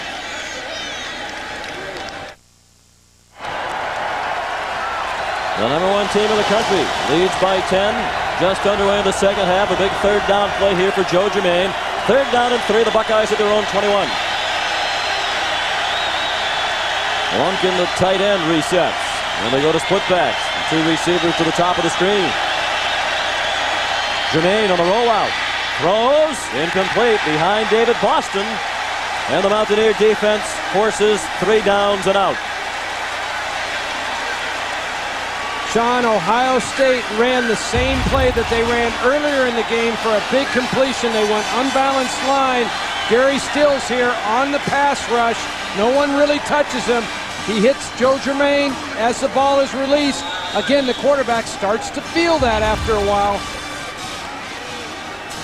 And you can sense in the expression of Don Nealon that on that West Virginia sideline, they know they have a chance to spring the big upset tonight. Brent Bartholomew will punt it to Nate Terry. The punting has been excellent on both sides tonight. Terry calls for a fair catch and makes it, going to his knees at the 41-yard line. A 37-yard punt with no return. Tonight's NASDAQ Scholar Athlete of the Game is Eric DeGros, the senior center from West Virginia. And how about this resume? He graduated with a 3.87 grade point average as a biology major. Now he's in graduate school studying exercise physiology, and he's going to go to medical school when his football career is over. NASDAQ's commitment to the investment in our future is shown tonight by the donation of $1,000 to West Virginia's General Scholarship Fund. And that experienced offensive line of West Virginia needs to start really establishing itself now. DeGros is also a 3-year starter at center. He snapped the Bulger. They're going deep on the first play, and it is incomplete. Thrown into triple coverage. They tried with a quick strike to Sean Foreman, but Damon Moore and Ahmed Plummer were right there with the West Virginia captain. Now, there was no hope on that play. In fact, Bulger was lucky that play wasn't intercepted. Ohio State played it perfectly, and as you mentioned, John, it was almost triple coverage he threw into. He needs to get off of that receiver, Mark does, and get to another one when he sees that kind of coverage on him. From the West Virginia 42, second down and 10. They move Zaraway out of the backfield, and they try the fullback, Anthony Green, the junior from Jersey City, New Jersey. And he's out to the 45-yard line. I thought both quarterbacks were solid in the first half, Coach. I did too, Sean. I thought both players played. It was a big pressure game. There's a lot of pressure on both sides, but I thought both Joe Germain and Mark Bulger played very well. Neither one had a terrible turnover that really hurt their team significantly, and if they can keep playing like that, they're going to be awfully tough to contend with as the second half rolls along. The numbers would have been better for each had there not been drops on both sides in the first half. Pat Green went in motion. Draw play. Zaraway tripped up, and he went down at the 46. That was a promising play, but Andy Katzenmoyer got just enough of Zaraway to stop the rush, and that's just the second tackle of the night for the Butkus award-winning linebacker. But it was a big one, Sean, because there's no question Amos Zaraway had a chance to break this. Katzenmoyer plays off the block, and his legs just kind of tripped up Amos Zaraway. It's an excellent play by Katzenmoyer, but it was very fortunate because there was room in the defense to run. Jay Taylor to punt. And he booms another. David Boston lets it go. And they'll down this inside the 5. Green downed it at the 3-yard line after a 50-yard punt. 20-10 Ohio State early in the third quarter. NASDAQ College Football on CBS is sponsored by Fram Filters. Pay a little more now or pay a lot later. Planters Nuts. Relax. Go nuts. And by Fidelity Investments, where 12 million investors put their trust.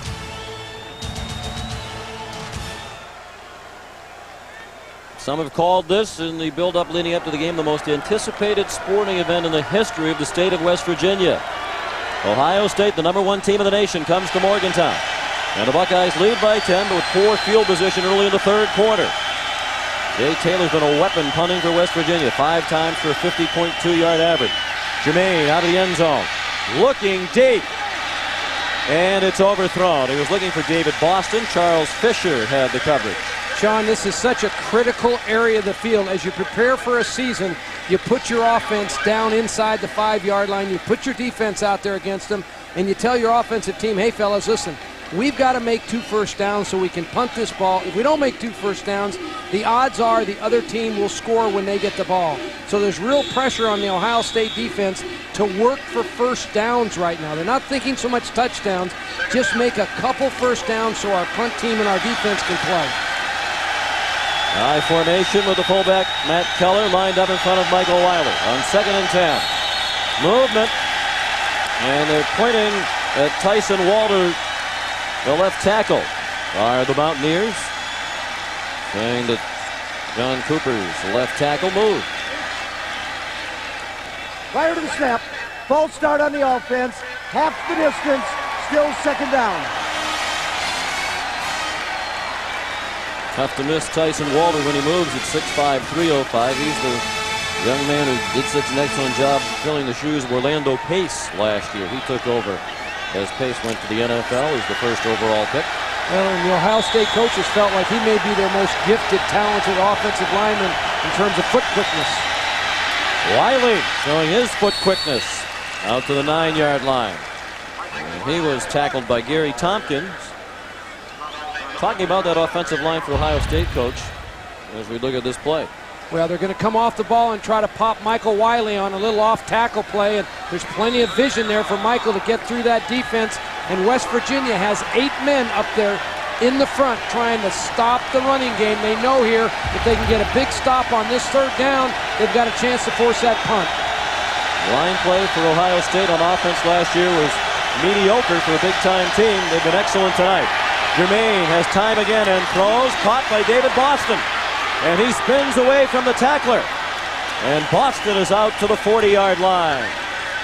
They'll spot him down at the 39-yard line. A big play on 3rd down for the Buckeyes. A pickup of 29. Boy, you talk about a big play. First of all, credit the offensive line of Ohio State, giving Joe Germain time to get this ball. He had all kinds of time. David Boston fakes like he's going deep, runs a comeback out. The ball is accurately thrown on time. Boston takes it, turns to the inside, and makes a huge 1st down, giving Ohio State plenty of field position and real breathing room. Boston's reception total, a single season school record. Jerry Porter on the field just looks like cramps, the way he's reaching out to stretch those toes back toward his body. And that's to be expected. It is a relatively warm evening, 1st game of the year. Well, what happens to you, too, in the 1st game of the year, you're hyper. You really are, compared to the 10th game after you've had a lot of wars and you've been out there. And so, consequently, you tend to sweat a little bit more, tend to dehydrate a little quicker in the opening game than you do some other games. Well, this could be a concern for West Virginia in that his backup is Rick Sherrod, and they had a great battle throughout the preseason to earn the starting spot. Porter won the starting job, but Sherrod was shaken up moments ago, and he's been on the bench with an ice pack, so they don't know who the 3rd option is at free safety for West Virginia.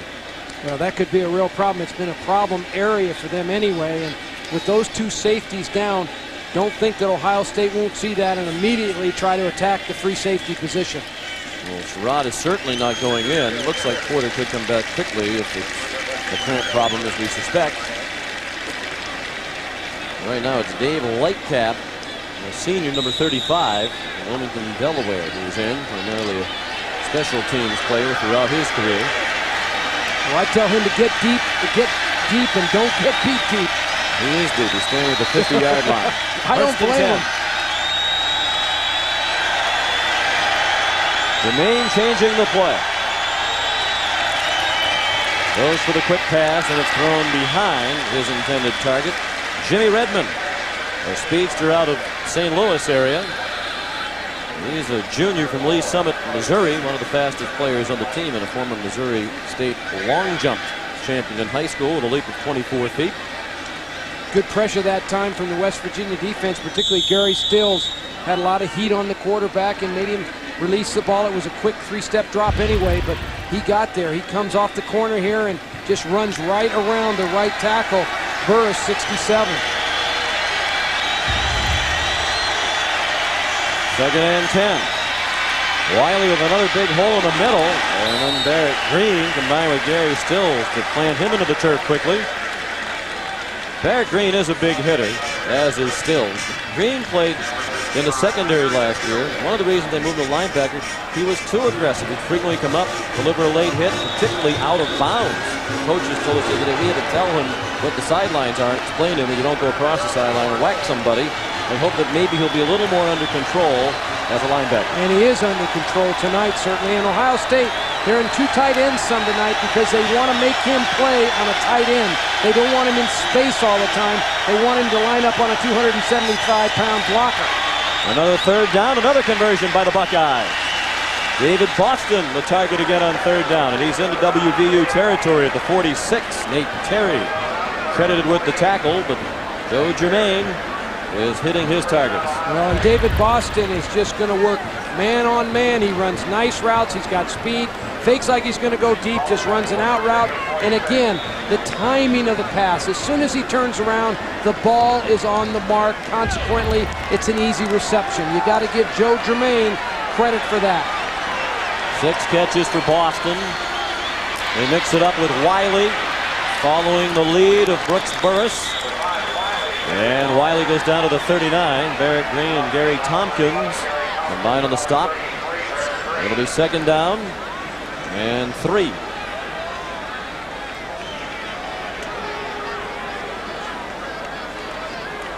The power of the offensive line. You can watch this side of the line. They're going to pull and lead you to the play.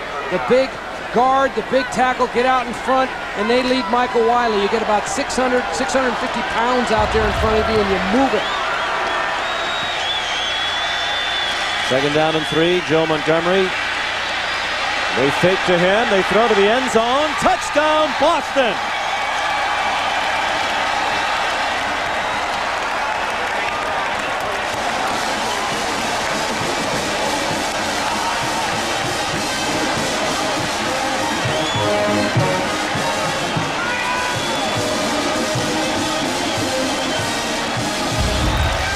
David Boston is working against Nate Terry. He ran out. All of a sudden now he runs down the field and breaks inside.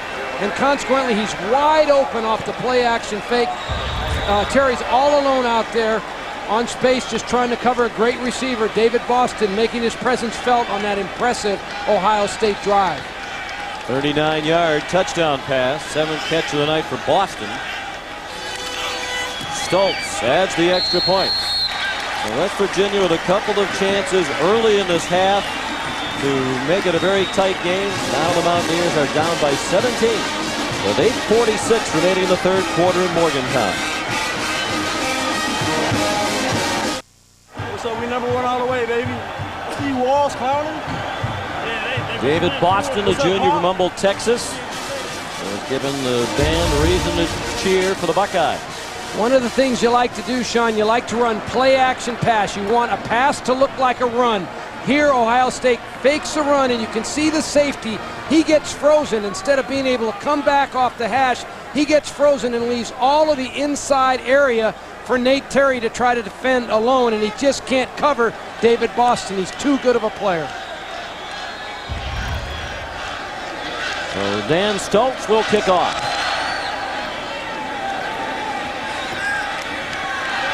Good kickoff, angling to the far corner, and Nate Terry goes down at the 15. We'll see if Don Nealon can rally the troops here. You sense that the air has gone out of the West Virginia balloon. Just a return of 15 by Terry. Well, as you mentioned, Sean, there were so many big things that happened right at the start of the half. The fumble on the kickoff that they had a chance to recover, they didn't. Then they get great defensive field position. They got them backed up on the 5-yard line. Ohio State goes 95 yards on a drive to score.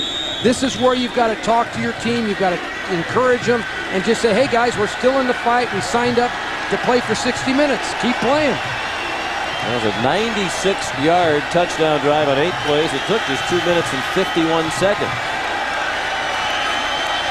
And not yet midway through the third quarter. Zaraway with a quality gain on first down. Amos out to the 22, tackled by Jerry Rudzinski. And a good mix on that last touchdown drive by Ohio State. They've done an excellent job of play calling tonight. And the man who calls many of the plays, Mike Jacobs, their offensive coordinator, spent a long time on Don Nealon's staff. He was with them here at West Virginia for 15 years. 7 of them as the offensive coordinator. There's quite a bit of familiarity between these staffs. Well, and then, of course, he's been at Ohio State for 4 years. The last 2 as the offensive coordinator. And John Cooper, when we were at practice the other day, was bragging on him and saying how happy he is with him as his coordinator and how he really can mix their offense well, and he's done that tonight. He hasn't been predictable at all tonight. He's mixed run and pass. He's gone deep with the ball. There Mike is right there when he was with West Virginia. And here at Ohio State with a West Virginia t-shirt on. You know those coaches, they take that stuff from the equipment guy. They never give it back. Here's a native Ohioan. There's Mike in the middle of your screen in the coaching booth.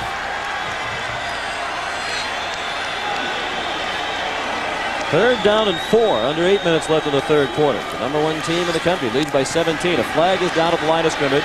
Bulger's pass nearly intercepted. The throw was too high. And Damon Moore went diving trying to pick it off.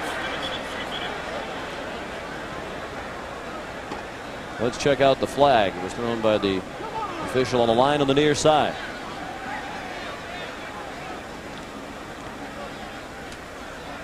Will likely be turned down to make it 4th down. Illegal procedure. 5 men in the backfield, 6 men on the line of scrimmage. Declined. 4th down. Sean, I know it's hard when you're behind 27-10 to think about your tailback athlete. I've been there, I understand, but I think for West Virginia to get offensive momentum, they've got to start running Amos Zaraway a little bit. They've got to get him the ball a little bit more.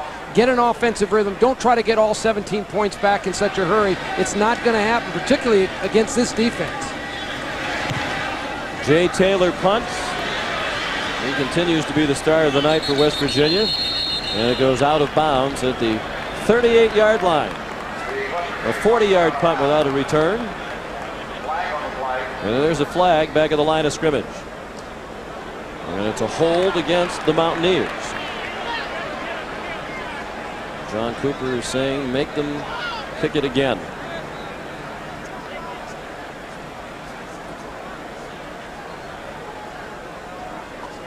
And they will. You got to be careful here with Jay Taylor. You know, you don't want to give that guy a second chance. That really wasn't one of his better punts of the night. He's got holding on the offense, 10 yards from the spot of the foul. Repeat 4th down. I think this is the right thing to do, don't you? Absolutely. It was a 40-yard punt with no return, and you make that coverage team have to sprint all the way down there again. Well, and not only that, I'll tell you, Ohio State's a good punt return team. They work hard on it in practice. They have great athletes on the punt return team, so they have a chance. This is the first offensive play of the series when you look at it like that. So this is like having first down. You run a play. Punt return should be an offensive play. And not as good a kick. Wobbly kick. Juggled. It's free. And it is still free. And Ohio State got it back. So a couple of drop balls on special teams by Cooper's Buckeyes here in the second half. A fumbled kickoff and a muffed punt. And the Mountaineers couldn't come up with either one of them. Well, David Boston let that ball hit his pads a little bit. I've seen that 100 times on the practice field or in game competition. You've got to get that ball into your arms and keep it off your pads. I know John's thinking, oh my goodness, doggone it, why do we have him punt again? Central McClellan recovered. Coach Cooper clearly did the right thing having them punting him, but that's the kind of thing in Columbus for which they are just going to pounce on if it works out that they lost that fumble. Well, if West Virginia recovers that ball and goes in and scores, there's no question about it. And that's part of coaching, though, and John knows that. He's lived with it a long time. He's lived under excruciating pressure in Ohio and had extraordinarily high expectations, as do many of the top programs. Cooper's problem over the years obviously has been the results against Michigan and in the bowl game. Other than that, you can't argue. Here's another free ball and another recovery. Jimmy Redmond, the receiver, got his own fumble back. I think Don Nealon might have his team out here rolling some balls along the turf and having them dive on these balls at practice this week. No, but Ohio State's got to be careful not to lose concentration with a 17-point lead. This is a checkoff by Joe Germain. He did an excellent job. He saw West Virginia up in an 8-man front. He checked off to Redmond. Charles Fisher, the cornerback, number 4, came in and stripped the ball on an outstanding defensive play. On second down, it's Montgomery picking up the first down for the Buckeyes. Down to the 31-yard line. And some action after the whistle and late flags thrown. Ben Cogdell made the tackle. And it's a late hit against the Buckeyes. So that will negate the first down gain by Montgomery.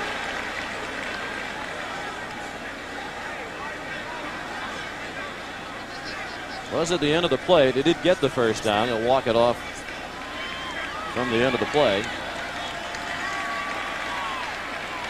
Dead ball, first offense, 15 yards from the end of the play. It'll still be first down. Back at the 46-yard line. You know, Sean, Ohio State here has a chance to knock West Virginia out. But you think about it, they drop a punt. West Virginia has a chance to recover it. They throw a quick hitch. They make a little run. West Virginia strips the ball. Now they get a personal foul. You just got to be careful that you don't lose your mental awareness and focus during these kind of times. Oh, my goodness, that's blatant right there. It's Jimmy Redmond. Coach Cooper said he's been in my doghouse for 3 years. When we visited with Coach Cooper the other day, he's just starting to get out. That might get him back into the doghouse. It's probably stuff like that got him in there in the first place. Here's Montgomery again. Joe Montgomery gets all that yardage back and more. Down to the 26. He's a real fan favorite in Columbus. Has done an awful lot of work to come back from a very serious knee injury a couple of years ago. Well, the power of the offensive line of Ohio State is starting to really take its toll now on the front of West Virginia. If you want to watch that play, watch the left guard over here. He's the one that leads you to the play along with the fullback, and he just power blocks that linebacker. They're starting to mash him up front. The trench warriors are starting to go to work up front for Ohio State.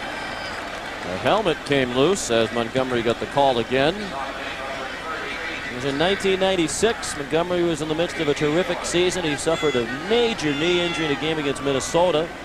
At that point in the year, he had gained 460 yards already, was averaging nearly 7 yards per carry. But he was out for the rest of that year. His progress slowed dramatically last season as he recovered from the injury. John Cooper told us, Sean, that he was a great fan favorite in Columbus, that the people really liked him because of his courage. And they throw for Boston. He's out of bounds. Made a nice move to shed the coverage of Nate Terry, but he was on the sideline as he received Jermaine's pass. And it'll be third down and 6 upcoming from the West Virginia 22. Well, David Boston certainly has come alive here in the second half. He's working, acting like he's going deep. Now all of a sudden he's going to break off here and come underneath. The ball's going to be underthrown. In college football, you've got to have 1 foot in bounds. His left foot was out of bounds. His right foot was in the air. The official right there, good call. Jonathan Wells, a true freshman, has come into the backfield as the tailback, lined up behind another true freshman at fullback, Jamar Martin. Here's Wells, thrown for a loss on the first play of his career. It's Gary Stills making the play, and here comes the field goal team for the Buckeyes. Gary Stills is going to knife in from his position here, and he's supposed to get kicked out by the guard who pulls. The guard misses him, and he comes over the block and just makes an outstanding athletic play because he has such great speed. Stills doesn't play through a lot of blockers. He plays around them most of the time because he's not real physical. Stoltz will try a 40-yard field goal. The punter, Brent Bartholomew, is the holder. And that one is hooked a bit, and it's no good. Stoltz has a terrific leg. Coach Cooper says he wishes he would be a little bit more accurate than he was last year when he made 60% of his field goals. And he did make his first couple of attempts tonight, but that one is wide left from 40 yards, his first miss. He has a strong leg, Sean. The snap is well handled. The laces are away from the kicker. He almost hooks this ball in. It's got to be inside the goalpost. It can't be over it. It's got to be inside it. John Cooper dying 1,000 deaths. Looked like he was telling Stoltz that his head was flying off the ball as he made the kick. That he didn't kick through the ball. He pulled off it a little bit. Something you never do on the golf course, I noticed this summer. Oh, you head right down, you dirty dog. Amos Zaraway on first down, dropped for a loss by Niall Diggs, the sophomore from Los Angeles, taking over as a starter outside linebacker this year from the departed Kevin Johnson. Niall Diggs is one of the promising young players at Ohio State, and the coaches there talk about the fact that he was going to go to USC out of Dorsey High School and actually committed to them, made a late change in his decision, called Ohio State, ended up at Ohio State, and John Cooper said he was just thrilled with the fact that he's got him as a Buckeye. There's more to that story that's interesting. Tell it. Sean Foreman driven out of bounds by Katzenmoyer and Plummer. Niall Diggs has a close relationship with Charlie Parker, who back at the time of his commitment to USC was the basketball coach at USC. Well, just as Diggs was all set to cement that commitment, Charlie Parker was fired as the basketball coach at USC. So Diggs said, I'm not so sure I want to go there anymore. John Cooper knew Diggs' sister Rosalind from when he was at Arizona State. When he got the call all coaches dream about getting, Coach, my brother isn't going to go to USC. Would you be interested? And Coach Cooper said, of course. Diggs is a fine prospect, and that's how he wound up in Columbus. And I was at UCLA at the time, and I was glad he went to Columbus. Bulger throws, first down. Down to the 39-yard line.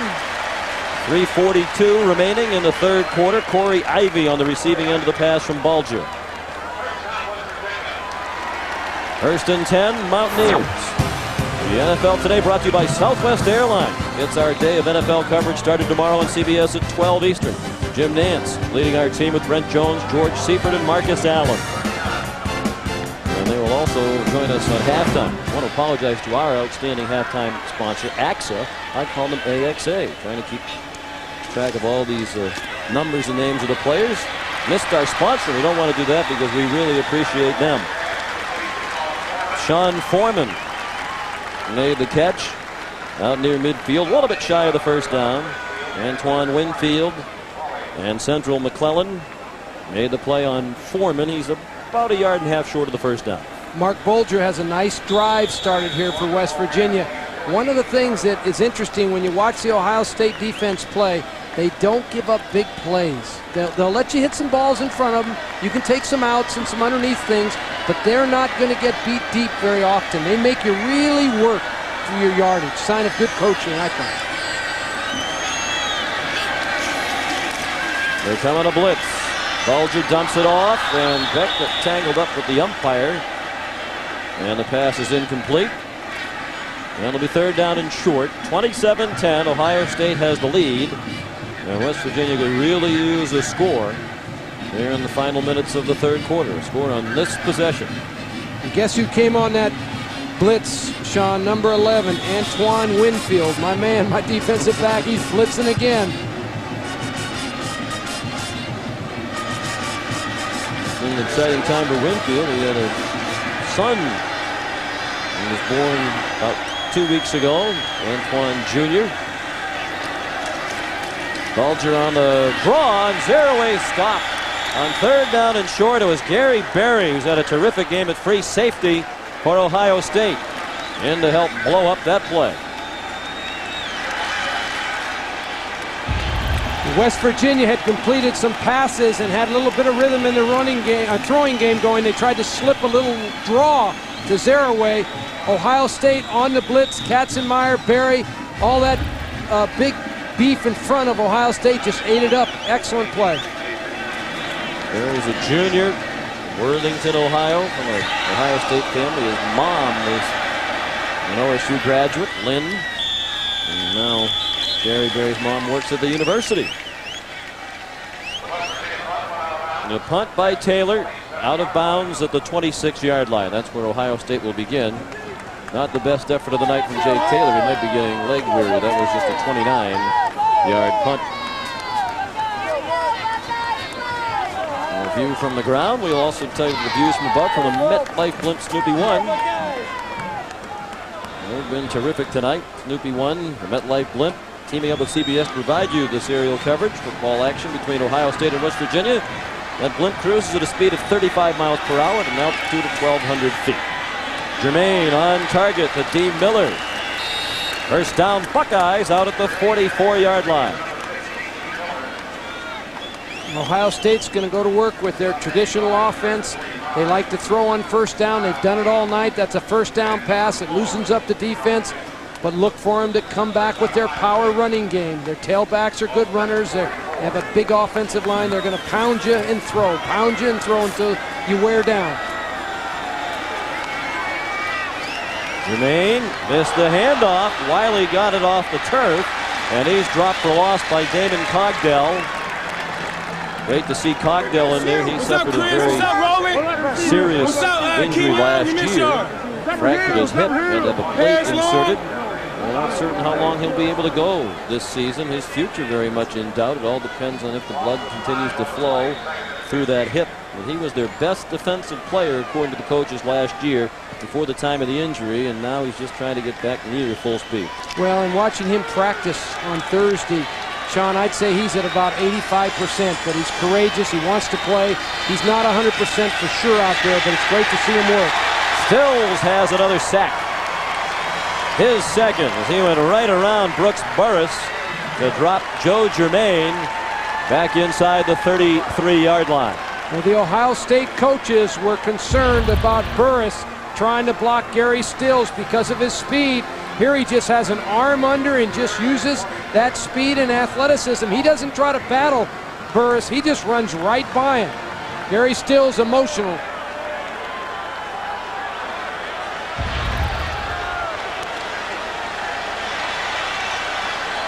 Third down and very long. 21 yards to go. Germain runs away from the pressure, throws on the run, and it is a catch short of the first down. Reggie Germany right in front of the West Virginia coaches, credited with the catch, but he's about 4 yards short of the first down. They'll punt. It's a pickup of 16. Thought this was excellent defense by West Virginia. They were in a two deep coverage, which meant they have two deep safeties, so they weren't going to get beat deep. They were going to give Ohio State a 15, 20-yard game, but they were not going to give up that first down.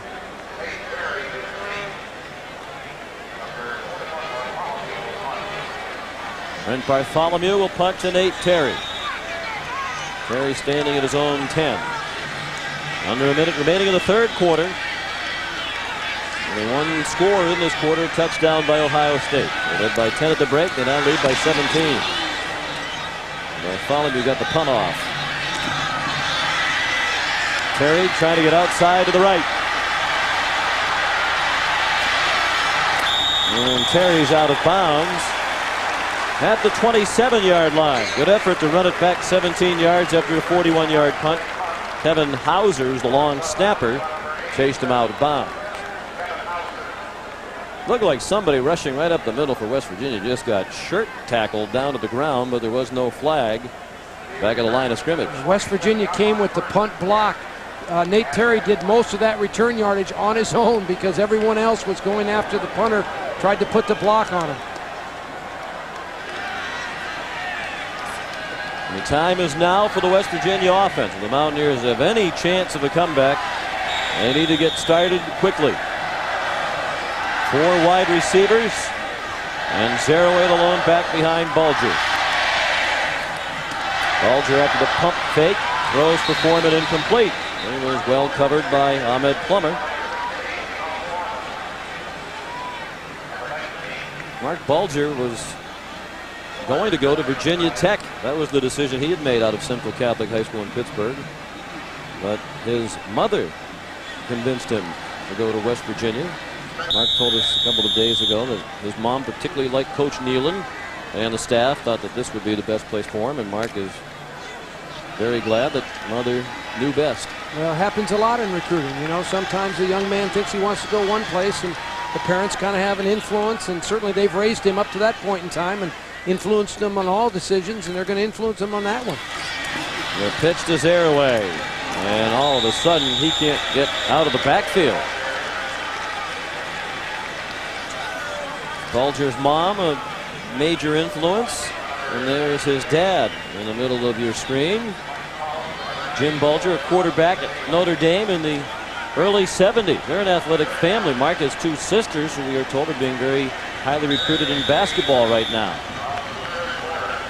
There's Jim back in his Notre Dame uniform in the early 70s. The end of the third quarter, the score Ohio State 27, West Virginia 10. We'll return to Mountaineer Field after this message and a word from your local station.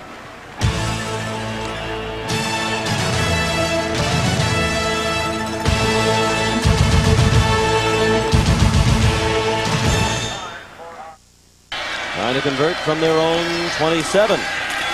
Bulger to the far sideline. Sean Foreman, nice grab, but he's short of the first down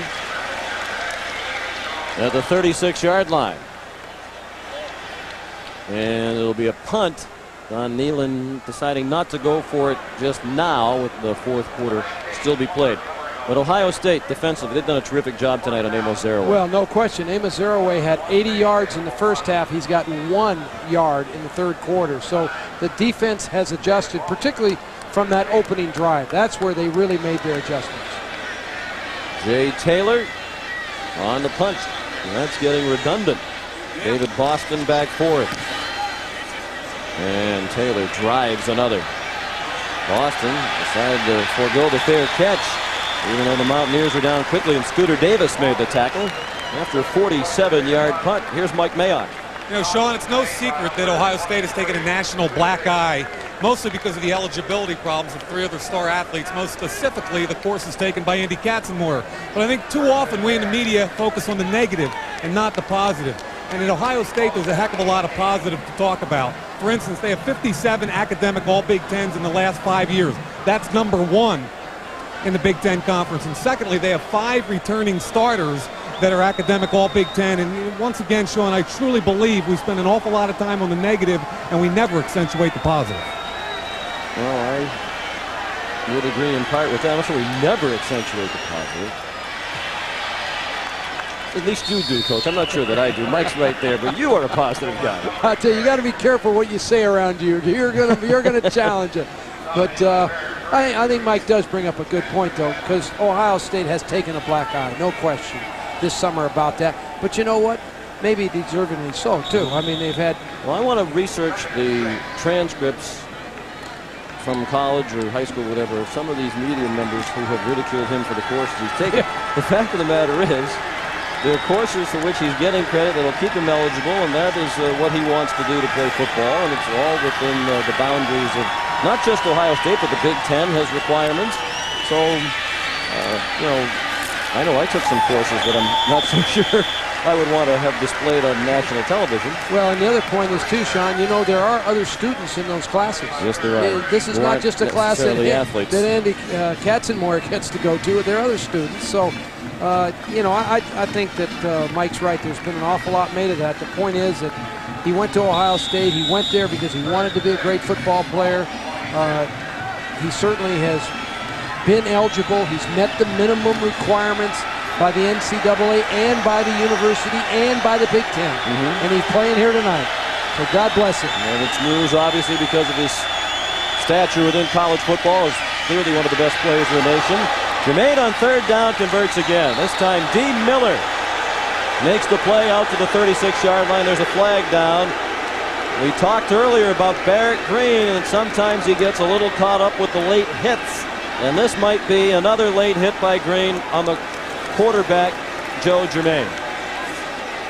Well, he's gonna come on the blitz. Barrett Green, he's the blitzer from the outside. The question is he late here?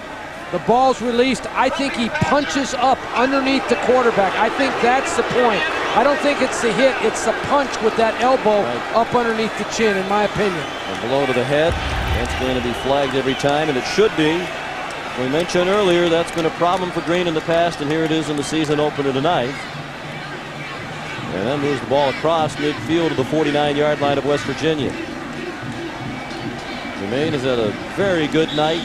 This is a young man who wasn't really recruited out of high school as a quarterback prospect. Arizona State, right down the street from his native Mesa, Arizona, recruited him out of high school as a defensive back, but he wanted to play quarterback. So he told Bruce Snyder, thank you very much, but I'm going to go to junior college. And that's when he earned the attention of some recruiters. Larry Coker, who was then on the Ohio State staff, discovered Jermaine. Coker has since moved on to the Miami of Florida program. Here's Jermaine as a starter. Well, in 1994, he set a national junior college record for 49 completions against Arizona Western. In one game? In one game, Wow. 49 completions, and then ended up at Ohio State, redshirted, and then shared time with Stanley Jackson for 2 years, and now this team belongs to him. Might have been a more highly touted baseball prospect out of high school. That was Montgomery on the carry. Ahead to the 37-yard line. Joe Germain was drafted by the Colorado Rockies out of high school as a pitcher and a third baseman, but elected to pursue football in junior college at Scottsdale Community College and now here at Ohio State. Well, and you know, he finished third in the country last year in passing efficiency behind Cade McNown of UCLA, Ryan Leaf at Washington State. So he has had a great year. A year ago, he's going to come back and have another great one this year. He has demonstrated tonight a great feel for when he's running out of time and where to go to escape the pocket without being hit. A flag down for a holding call against Ohio State as Germain was chased out at the 37-yard line. The Mountaineers will send the Buckeyes back. And there the numbers coach was talking about. Ryan Leaf and Cade McNown, the only quarterbacks with a higher efficiency rating. And coach will explain the formula used for that a little Watch later. the center right here. Murphy working against John Thornton. He takes him down with a takedown right there. That was a good pass rush by John Thornton, and it's good call by the official. David Boston working one-on-one, trying to get open, wants the ball. There's just no time to get him the ball.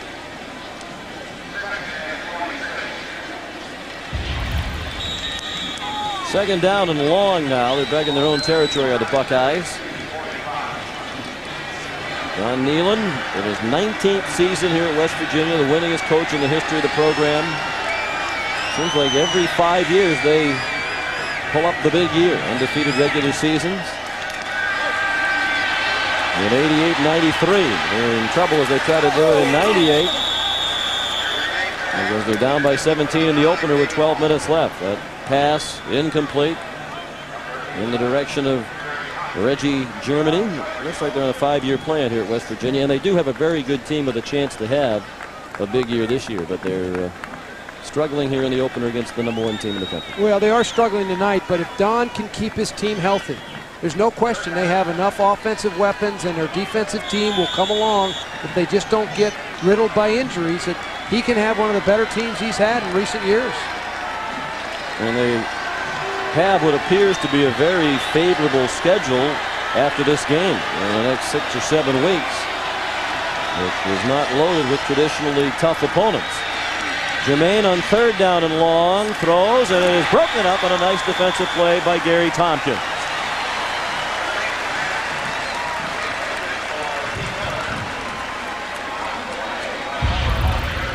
Joe Germain's trying to get the ball to D. Miller. D. Miller runs inside, then breaks out to the corner, and the ball is just a little bit late, but it's an excellent play by number 11, Gary Tompkins. He just made a great break on the ball, and there could have been a completion. It was just a little bit slow getting there. Brent Bartholomew, the punter.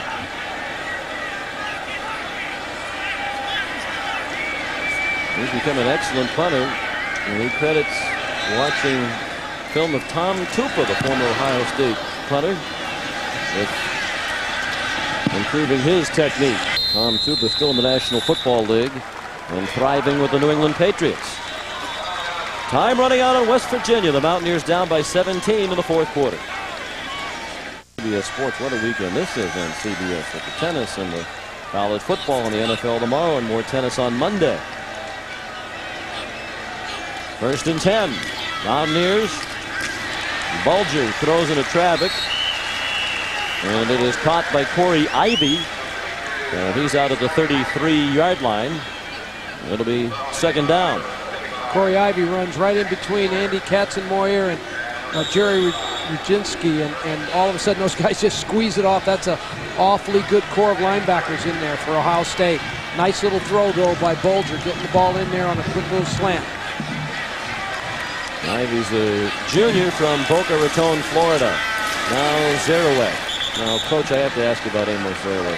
We had the opportunity to have dinner with him a couple of nights ago and some of his teammates, and had a very enjoyable time. Found them all to be engaging people.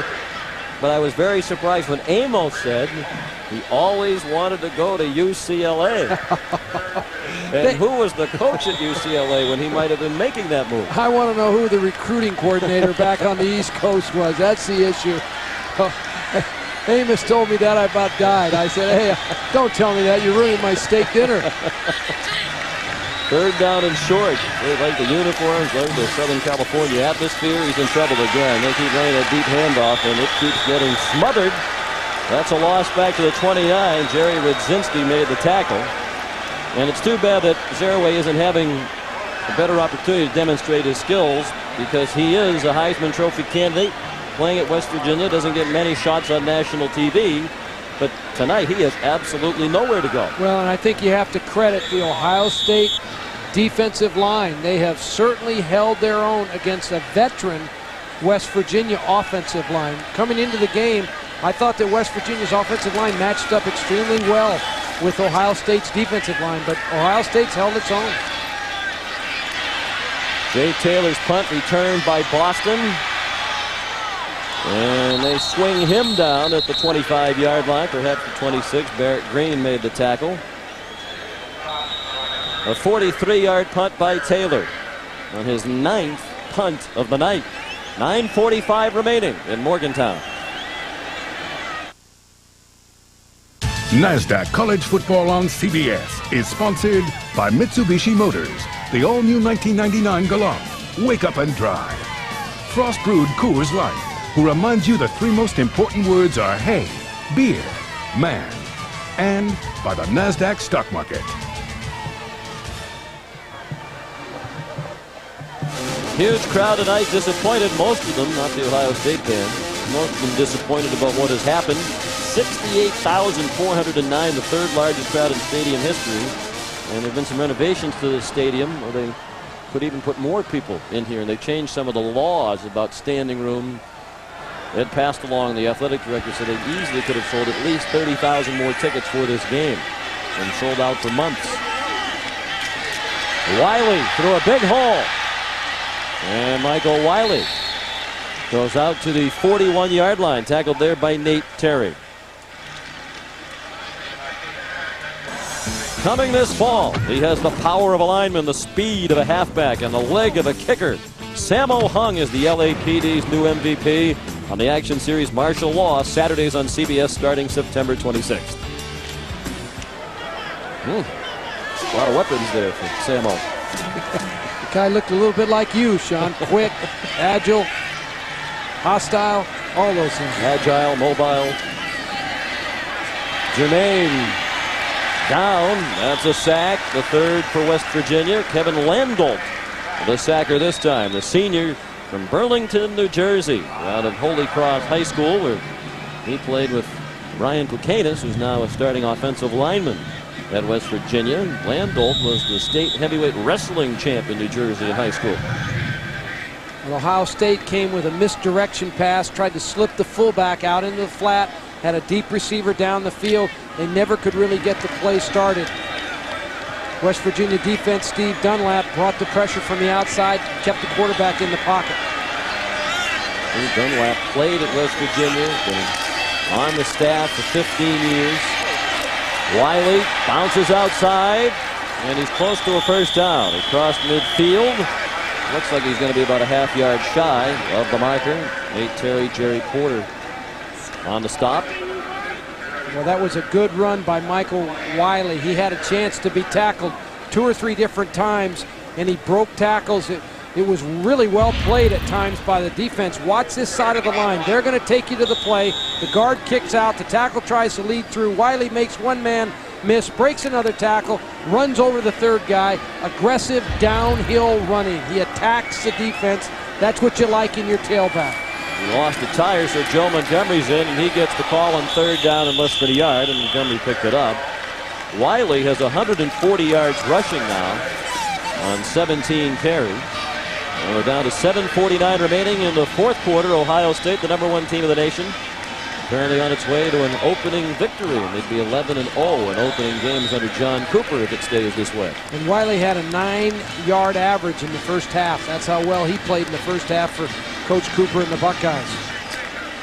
They look to be all set at that position. Wiley takes up Pepe Pearson, although Wiley got a lot of playing time last year. Had 105 carries, rushed for 588 yards. The second on the team in rushing. This is Jonathan Wells. Buckeye fans looking forward to seeing him. He's a highly touted true freshman from River Ridge, Louisiana, where he led his high school team to the Louisiana State Football Championship. The last 2 years, John Curtis High School was 27-1 while winning back-to-back state titles, while Wells was a junior and a senior with 21 touchdowns last year there, rushed for 1,400 yards and averaged 10 yards per carry. And, you know, Coach Cooper was telling us at practice that if he could get some breathing room in some games, he wants to play some freshmen. He doesn't think much about redshirting freshmen anymore. He wants to play them early and often, give them experience, and if they come out and leave early, then that's the way it is. If they go into pro football, he thinks a lot of them are only going to stay 3 years anyway. So he said, hey, I'm going to play them early. As he said, I don't know how much longer I'm going to be around here, so I'm going to use them while I have the chance. Matt Keller, the ball carrier, and he's down inside the 30-yard line. As we check out scores, number of things that jump out, Coach, as we checked the scores. Notre Dame's big win. North Carolina losing. Today, one of the stories in the Big East, a chance to get some national respect after a tough year last year. Syracuse had the game won, couldn't stop Tennessee on a 4th down. And the Vols kicked the game-winning field goal in the last second. And West Virginia here tonight also in the spotlight with a chance to make a major statement. But other than that, it has been a good day for the Big East because Boston College was an underdog, went down to Atlanta, beat a Georgia Tech team many are expecting big things from. And everybody else in the Big East, with the exception of Temple, won today. Virginia Tech a rousing win. So BC's win, the one thing today that really jumps out at you is something to hang your hat on in Virginia Tech as well. Well, and I think that West Virginia has made a good account of itself against the #1 team in the country. Syracuse did too against an excellent Tennessee Absolutely. team. That'll be in the top 7 or 8 at the very least. Jonathan Wells again. You know, Ohio State hasn't just come in here and totally blown West Virginia off the field. They've dominated the game, but West Virginia's had some moments too, and they've played very competitively and very hard in this game. John Cooper substituting now liberally, trying to get some of his younger players into the game. And there's the Texas score. The Mac Brown era begins with a big win. Ricky Williams in that game, 215 yards rushing and 6 touchdowns. So as the Heisman watch begins, he could be the early favorite. Hey, listen, next week he's got the Bruins out at the Rose Bowl. We'll see how many yards he gets. Holmes cuts inside. He's a sophomore from Urban Crest, Ohio. Well, Andy Katzenberger, for one, mentioned as a Heisman Trophy candidate, says he doesn't really factor himself in because he thinks it's unlikely that a predominantly defensive player would win the award 2 years in a row. Woodson won it last year as primarily a defensive player. Katzenberger exclusively a defensive player. But Andy Katzenberger was very articulate in handicapping the field, and he says Ricky Williams is his favorite. Well, I think Ricky Williams goes into the season as the #1 favorite. But remember, next weekend he squares off against Cade McNown, who's one of the top 5 candidates. And Katzenberger mentioned him. He mentioned Amos Zeraway. He mentioned Tim Couch, who had a big day today in Kentucky's win over Louisville. He mentioned Donovan McNabb, who played very well for Syracuse in the loss against Tennessee. Let's check in with Mike Mayock. Hey, Sean, a couple minutes ago, you guys were talking about John Cooper playing more and more underclassmen. Well, they traveled 9 true freshmen out of 68. That's an awful lot, but it brings to mind one of John Cooper's favorite sayings, which is, if a dog's going to bite, he'll bite as a pup. Hey, John Cooper's a country boy now. I'm going to tell you now, that is a country boy you're looking at there now. He's got all kinds of those little sayings and slogans. He's from Powell, Tennessee, and has been a huge winner throughout his career, but the 1-8-1 record against Michigan at Ohio State hangs over his head, and just the 2 bowl victories, the other number that his critics use against him. By any other standard, on and off the field, Cooper would have to get extremely high marks. John Cooper's won 51 games in the last 5 years. At Ohio State, and for many it's not good enough, and when that happens, you wonder about this whole wacky profession you used to be in. Well, but he's got to line up and he's got to beat Michigan. Everybody knows that, and that's part of when you have a job like Ohio State. You've got to beat your rival, and Michigan certainly is their rival. But I would have never had a coaching career if it hadn't been for Pepper Rogers and John Cooper. And I'll tell that story in a second here. 1st and 10 from just outside the 10-yard line. You go back a long way with Coach Cooper, back to Kansas in the 60s. You know, no question. I came out of UCLA. Pepper Rogers gave me a great opportunity as a volunteer coach at the University of Kansas. And where'd they get that picture? Holy, surprised you a little jumping bit with catfish. But we were at Kansas, and Pepper brought me back there, and Helen and John Cooper gave me a place to live for 4 weeks until I got organized. I lived in their back room. Their little son Johnny and their daughter Cindy were just babies. And when you went to dinner at their house, if I remember correctly, you were out of money, you'd been living in a hotel, you were homesick, you were going to tell Pepper the next day that you were going home, and it was the Coopers who convinced you to stay. There's no question. I was going to go back to California, and Helen Cooper said, Terry, why don't you stay here with John and I? And John said, Terry, come on, stay for a while. And I stayed with Pepper, and Pepper became the head coach at UCLA after 4 years at Kansas, and I went out to UCLA and left John and Helen back at Kansas, and they went on, and he went to Kentucky, and then he became the head coach at Tulsa, where he did an outstanding job. Went to Arizona State, where he took them to their only Rose Bowl victory in the history of ASU. So, hey, if anybody doesn't like John Cooper, they're no friend of mine. I like John Cooper, and I owe him a lot. Well, he's a very, very nice man. I think even his critics would have to say that. Turning the corner and going in for the touchdown is Jonathan Wells. So the true freshman in his first collegiate game has a touchdown. And the Buckeyes lead 33-10.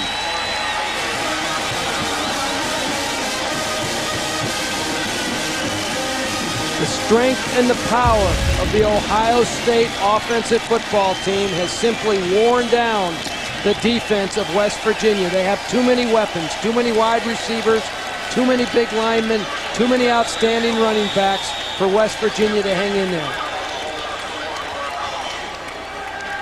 Nice drive, 14 plays, 74 yards. They took 6.5 minutes off the clock, and Wells finished it from 7 yards out. And Stoltz adds the extra point. Ohio State clearly number one on this night, leading 34-10 with 3:14 remaining in Morgantown.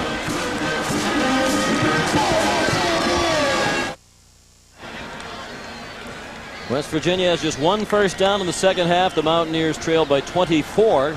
In the waning moments, the MetLife Blimp Snoopy 1 is under the command of Captains Brian Comer and Charlie Graham. The Blimp is capable of reaching a maximum speed of 55 miles per hour within the speed limit, and a maximum altitude of 7,000 feet. Stoltz kicks off again. And boot handled by Nate Terry near the 5-yard line. And he is upended at the 28, tackled by Nate Clements. Here's Mike Mayock with a special guest. Hey, Sean, this is about as close as I'm going to get to a Heisman Trophy here. Archie Griffin, two-time winner, 13th year as the Associate AD at Ohio State. You fellows look pretty good tonight. Well, I like what I see. Certainly it's the first game, and you make a lot of mistakes, but I like what I see. I think we've got an outstanding offense, and our defense played extremely well. Now tell me about the number 45. Unofficially retired. Here comes the big cat. Says, hey, can I have the number? How'd you feel about that? Oh, I felt good about it because that's a number that he's worn all his life, and he feels comfortable wearing that number. And if he's feeling comfortable wearing that number and he plays well in that number, that's what I want him to do. So as long as he plays well. That's right, exactly. Now let me ask you about the Rose Bowl and the Bowl Championship Series. You're the only guy that started 4 times in the Rose Bowl, right? Do you have any kind of twinges of regret that it's going to be opened up to conferences other than the Big Ten and the Pac-10? Not really, because the Bowl Championship Series will allow us to have what we would consider true national championships. So a Big Ten school will be in it unless we're playing for the national championship team. Speaking of national championships, you come in preseason number 1. It doesn't get a whole lot better than that. But I guess the important thing is where you end up at the end of the season. No question about it. Where you end up at the end of the season is going to be most important. And from our standpoint, we've got to take them one at a time. And to get by this one tonight, it's a big one for us because this is a very tough place to come in and play. And our team played very, very well. Well, Archie Griffin, thank you very much for joining us. And, Sean, it just made my night, pal. Yeah, we had a chance to visit with Archie in Columbus earlier in the week. The point we should make, Ohio State does not retire numbers. Roughing the passer penalty at the end of this play to move West Virginia down to the 41. But they had not given the number 45 to any player since Archie Griffin, out of respect for his tremendous accomplishments. And Katzenmoyer wanted it. He asked politely. The coaching staff inquired of Archie Griffin. He said, by all means, let him have it. And as Archie said, he's happy that Andy's wearing it and playing in it so well. Archie appreciates the importance of recruiting. You've got to get a guy like Katzenmoyer in your program. If it takes flag down as Green goes to the corner. If it takes giving him number 45, then give him number 45. I think Archie's to be commended on that.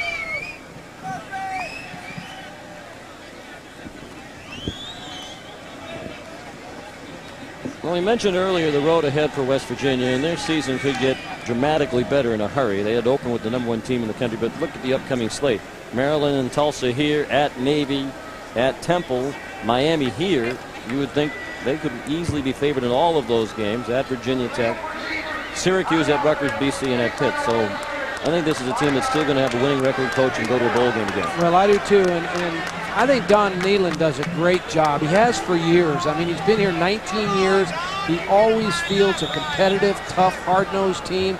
He was outmatched tonight. He played a better team, a better physical team than what he had. But Don and his coaches, Dan Simmerl, the offensive coordinator, he does a terrific job. Steve Dunlap, those are quality coaches that Don has. And the continuity that he has on his staff here is second to none. The assistants average 14 years of service here in West Virginia, so he's had this group together for a long time. And we should point out he's doing it. This state loves Mountaineer football, but they have almost no high school football players that go on to Division I football. There are only 1.75 million people in the state. Don Nehlen said last year we offered a scholarship to 1 high school player from West Virginia. They have only 1 starter in the game tonight who is from this state, Mark Plants, the middle linebacker. Repeat first down. He said this year there might be 4 players in the state to whom we'll offer scholarships, and that is a big year. Yeah, and so you have to go out of the state, get your players. You have to go to New Jersey, down to Florida, over to Ohio. You have to go in there and Pennsylvania and get some guys. And Don's done an outstanding job. And we spent a lot of time with these West Virginia players when we had dinner with them. And I was really impressed with the quality of their kids that they had in the program. Some terrific student athletes. We mentioned Eric DeGros, Brian Pecanis right next to him, the starting right guard. Has a 3.53 GPA as a biology major. He's another guy going to medical school. Big hit by Percy King on the throw to Pat Green. And here's a look at it. Well, it's just a little quick. They bring a corner blaze, and King, the safety man, comes over and covers for the corner who blitzed. And it's an excellent form tackle. Puts his head right where it needs to be, chests him up, and knocks him to the ground.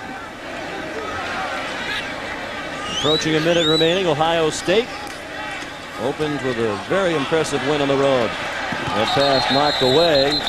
Some of the backups in now. That's Nate Clements, a true freshman, making the play. One of the interesting things about this matchup, when John Cooper was hired 11 years ago as the head coach, it was widely thought that the runner-up for the Ohio State coaching job was Don Nehlen, who is an Ohio native, went to school in the state at Bowling Green, from Canton, Ohio, coached high school football in Canton, and he would have been a great choice. Well, no question. Either one of them would have been. 2 of the real classy guys, both former presidents of the American Football Coaches Association. Grant Taft, the executive director of the association, is here tonight watching his 2 former presidents play each other. Nehlen just finished his term. He spends a lot of time in that job away from the program. He enjoyed it very much and was flattered by the honor that the other coaches bestowed upon him. But he said, I'm not really the banquet kind of guy. And I was going all over the place making speeches. But he particularly welcomed the opportunity to respond to young coaches just starting out around the country who wrote to him because they saw his name at the top of the letterhead. And he had a chance to offer advice that many other great coaches had given to him when he was a little bit younger. Well, they're the best in college football. That's what college football is all about as far as I'm concerned, Sean.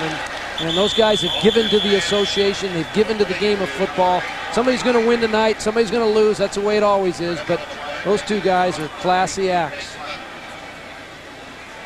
Bulger's completion yields a first down. We look at the rest of the Ohio State schedule. Toledo and Missouri, the other non-conference games upcoming. Then back into that Big Ten with Penn State, Illinois, and Minnesota. And we'll check the rest of their schedule after the play. First down for Bulger. He has a man open. And it's David Saunders out of bounds at the 3. West Virginia angling for a late score. The remaining games late in the season for the Buckeyes at Northwestern and Indiana. Michigan State at home, and the Spartans off to a very depressing 0-2 start. Then at Iowa and home against Michigan, and again that shapes up as the big one for Coach Cooper. Von Nealon fighting the end. He has most of his starters in on offense, Terry. He wants his team to have one more thing to take away from this game. Absolutely. You fight for 60 minutes. That's like we talk about that to your team all year long. They run the fade, and it is caught for a touchdown. Sean Foreman on the receiving end, and he and Bulger have that play down. They worked that many times last year. And we watched them do it over and over again flawlessly in practice during the week, and this was executed to perfection. Well, Mark Bulger puts a lot of air underneath the ball. He puts air under it so Foreman can run underneath it. If Foreman's not going to catch it, nobody's going to catch it. John Cooper figuring out what the heck's happening. They're throwing on me at the end of the game. And the extra point is good. A 17-point lead for Ohio State. And we welcome you back to Morgantown, West Virginia for the final 13 seconds of our season opener, NASDAQ College Football, here on CBS Sports. Depressing start to the season for Big John Thornton. But you have to think better days are ahead, and sooner rather than later for this Don Nealon team. Onside kick, and they have it. The Mountaineers get it off the deflection. It was Jerry Porter who recovered the onside kick.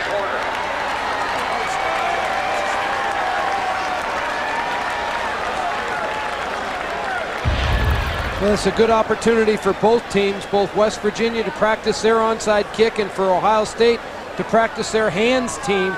Right there, Katzenmoyer had a chance to catch the ball and tuck it away, but he couldn't handle it. The coaches will go back, they'll review that, they'll question who's on that hands team. Are those the best guys? Andy Katzenmoyer right there, really, he had a chance to handle that ball, should have.